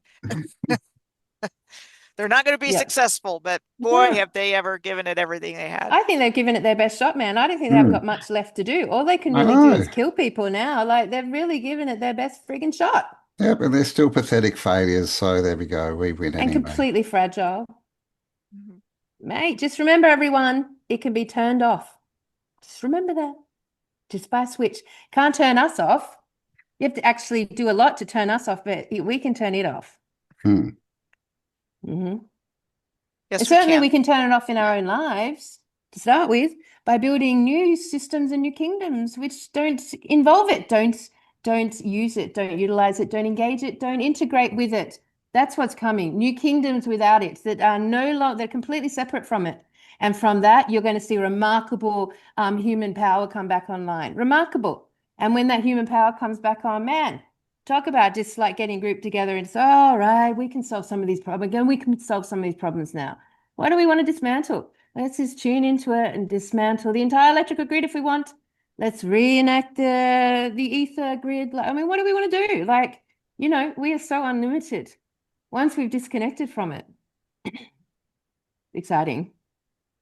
It Yeah, is. It's an exciting time to be alive. It is. it is. It It's a really privilege. is. Yeah, it is. Yeah. So yay, go us, little humans. Go us. Doing remarkable things on this realm. There's a saying that I really like, which is, if not me, who? If not now, Who? when? Exactly. And one of the Be the reasons I do what change I you want to do. see. Yeah, totally And if agree. not now, when? I mean, you know when you get a mission and you get it called to do something. Yeah, And definitely. sometimes the answer is not to let it go. You have to do something with it. Hmm. 100%. What else are you going to do? So, Got to do and on something when that you're down note, here. one of the things you could do is sign up to the newspaper and submit. One of the things you could do is actually submit your thoughts, your theories, your research, your energy, your intention, your dreams, your visions, your art, your poetry. Submit it. Share it with the Yes. world. Well, come to Crete and Greece and learn about the goddesses and the Minoans. Lostworldadventures.co.uk. Yeah. Do Yeah. something. Well, Do something different, something interesting. It's much more fun than being boring. Well, that Uh, was fascinating, Michelle. Honestly, I hadn't thought the giant trees in the water, that's excellent link. I hadn't thought about that. And I really could probably work on the theory that, the whole concept of Middle Earth and taking the water away and how that would change everything to do with this realm, what it would look like and how tall it would be. Wow, Check maybe it we're going out to have to watch Tolkien again. Lord of the and look at Rings. Antarctica. There's some interesting tree stump looking islands down there. Oh, And okay. any of the islands, Britain's Treasure Islands, look those up. There's definitely some giant tree stump candidates in there. All right. Nice. Let's go on a giant Awesome. sea tree trunk mission. I'm Sea fascinated, trees. fascinated. Yeah. Yeah. I mean, Yeah. and in and around that, potentially we'll uncover hundreds, thousands of islands that are not, registered formally on any maps anymore. There's so many of them. Fascinating stuff. There are. Mm, And what if definitely. they are the remnants of what was a landmass, which Yes. is what I think. Yeah. Yes. Even when we were in Dubrovnik, Yeah. I'm Yeah. looking at the islands out there going, Yeah. Thousand Yeah. Islands, right? Yeah. Thousand. Yeah. That's right. Yep. That's right. among other things. Yep. But definitely the Absolutely. islands got my attention. I'm like, There's some Yeah. interesting ones Absolutely. too, like Fingerprint Island with all its bloody little rock walls all over it. Yeah. and then you've got the giant sized doors that we saw all Giant. on our Yep. trip. Yep. Yes. Castles on Indeed. cliffs and all this kind of stuff. Yeah. Yeah. Yeah. It I does mean, we not just make don't know. sense. I mean, vibrationally, that we're kind of existing on the peaks of the highest parts of the terrestrial plane. Mm. So like the giant doors, all the architecture from this perspective seem to be for bigger entities, bigger beings. But who knows if the oceans weren't there and you went down 10 Ks, you would be Middle Earth. Maybe you've got the more hobbity environment, smaller vibrational environment, maybe right down, So, like, we have been disconnected from what was here before the Mm. ocean waters emerged. And there's a lot of fun we could have with that topic, imagining the ocean water not there and what the earth would have been, what would have inhabited it, and what it would have looked like, you know? Yeah, yeah, Yeah, yeah. there's Well, a lot to find. I've been there's a looking at lot. bathymetry. Um, I think it's there. The information is there. And I think Yeah. you'll find a lot of sunken railroads and locomotives. And, I just think that there's a reason that there's certain places that are off limits. Yeah. Oh, totally. Totally, And man. It's an adventure. I mean, We need to be finding adventurers again, explorers. your topic of the railway systems is fascinating. I just fascinating, and to actually couple that with the ocean water and what we would find, fascinating. I hadn't even thought about the harbors and ports of the world. Never even thought about it, but like, yeah, I mean, what an amazing, obvious thing after a flood event that you would have these really strange, like, harbors and ports and all sorts of little random, what would you call them? Like water areas that are odd in nature and right up against unusual structures that you wouldn't normally build them near water, So yeah, it's interesting, fascinating I stuff. mean, the narrative is ludicrous when you've got Mm, these lighthouses and these star forts on rocks yep. built when And we were in the low middle of technology. oceans and all this crazy stuff, right? It's yeah. And yeah, there's a lot to find on the coast. I did a long research dive into the alignment between the Quetzalcoatl Pyramid in Teotihuacan and the Great Pyramid of Giza. And it's a three-part series and very detailed, like how I do things. It's just how I think. Sorry. And it goes Love right it. through the Mediterranean. It there's the tip of this alignment. Crete is on the western end of Crete is sits on this alignment. And Malta's nearby and Sicily's nearby. It goes through the toe of the boot of Italy, goes into southern France. And then you have a lot of Mary Magdalene associated with where this alignment is, which is quite interesting. Um, you've got sand Mm. dunes all over the place. You've got canals that are surrounded by water and big arches standing in the middle of nowhere.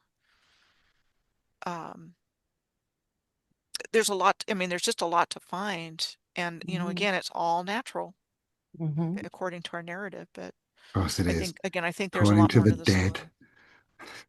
According Yeah. to the dead, that's right. Something All not right, well, living. Something not living. something not living. Something not Yep. living Soulless Yep, 100%. creatures. that Mm. wants to control everything. Yeah, yeah. Well, It's mate, fucking excellent to catch up with you. I have to go to the toilet. yeah, it's We time to wrap it up, but I've really we enjoyed our talk and look forward to seeing you in September oh, and can't wait. Can't wait. look Yes. look forward to seeing what comes next with Yeah. your projects and things coming on. But No, you thanks for have having us on, man. We've really enjoyed it. And thanks for your And insights. You've um given us a few things to go off and ponder. And we absolutely love your articles in. So for Yes. everyone Michelle is, I'm sorry, where's the copy? Michelle is in the magazine, both editions so far, and we love your content. So keep coming up with new articles for us, mate. And yeah, do. hopefully we'll have a few more Americanos joining you. Yeah. And keep submitting for another year or so, and you'll have a book ready to publish, all done. That's right. It's If like, you write an article every edition for a year or two, you would have a publishable book. That's what it does. That's cool, right? yep, absolutely. I blog along with it. So I actually have a book. I just Oh, like doing the blogging and the making of the videos. I've got a couple of ebooks out, but One of Oh, these I days did not know that. I'm going to have to pull out the big picture, and I'm kind of working on that to get it all Mm, in one place because I we got all would, kinds of information over 8 years of Mm. research. So I've yeah, got to start pulling in so that somebody can see it all in one place. we would Well, we all should love definitely a be Michelle promoting your Gibson book. books. Mm. Yeah. Let's make an ad for the next edition. Definitely. Not yet. I'll let you It's like, know. no, no. We're like, let's go, man. Let's go. I know. And I appreciate that. All right, Awesome. everyone. Well, I've loved this conversation. Can't wait to see you and have the best week ever, everyone. And yeah, tartariaaustralia.com is where you can access the newspaper. And I have to wee. I'm just being really human about it. And I just have to do that now. I've gone too far, There you Campbell. go. It's He's been not 5 hours. AI. Love you both very much. Love you And Love you, too. Thanks mate. so Love you so much. much. All right, we'll talk we'll to you We'll talk see you again soon. soon. soon. Yeah. Bye-bye. Bye. Bye, Michelle. You don't have Bye. to go yet. I know you have to Yeah, go, but I have to go. You I guys have to, carry I on. have to, I have to wait too. She's gone. all right. Cool. Well, it's been Yeah. great. Yeah. And Really enjoyed it. And we'll be in touch. We'll get something sorted out. So when you're here, come up and stay and we'll get a little evening show going and have some fun. Show you our little sounds great. town that we live in. Yeah. Looking forward to it. I want to go so bad. Yeah. And I I'm glad I'm feeling better. Yeah. Um, Me too. Yeah. gotta kind of Well, pay more attention to my health, but I am. It got my yes. attention. Remember to keep And taking those shoes off and having a bit of a walk outside. Ground yourself in the real energy. I yeah, I've got it got my attention. So I'm looking at those and working on getting to the gym and things like that. So Nice. anyway, I'll let you go too. Awesome. All Go, right. Well, go, go, great to go. talk to you. And yeah, we'll be in touch. Great to talk to you All right. too, Have a good Campbell. Take night. care. You You too. too. See ya. Bye-bye. See ya. Bye-bye. Bye.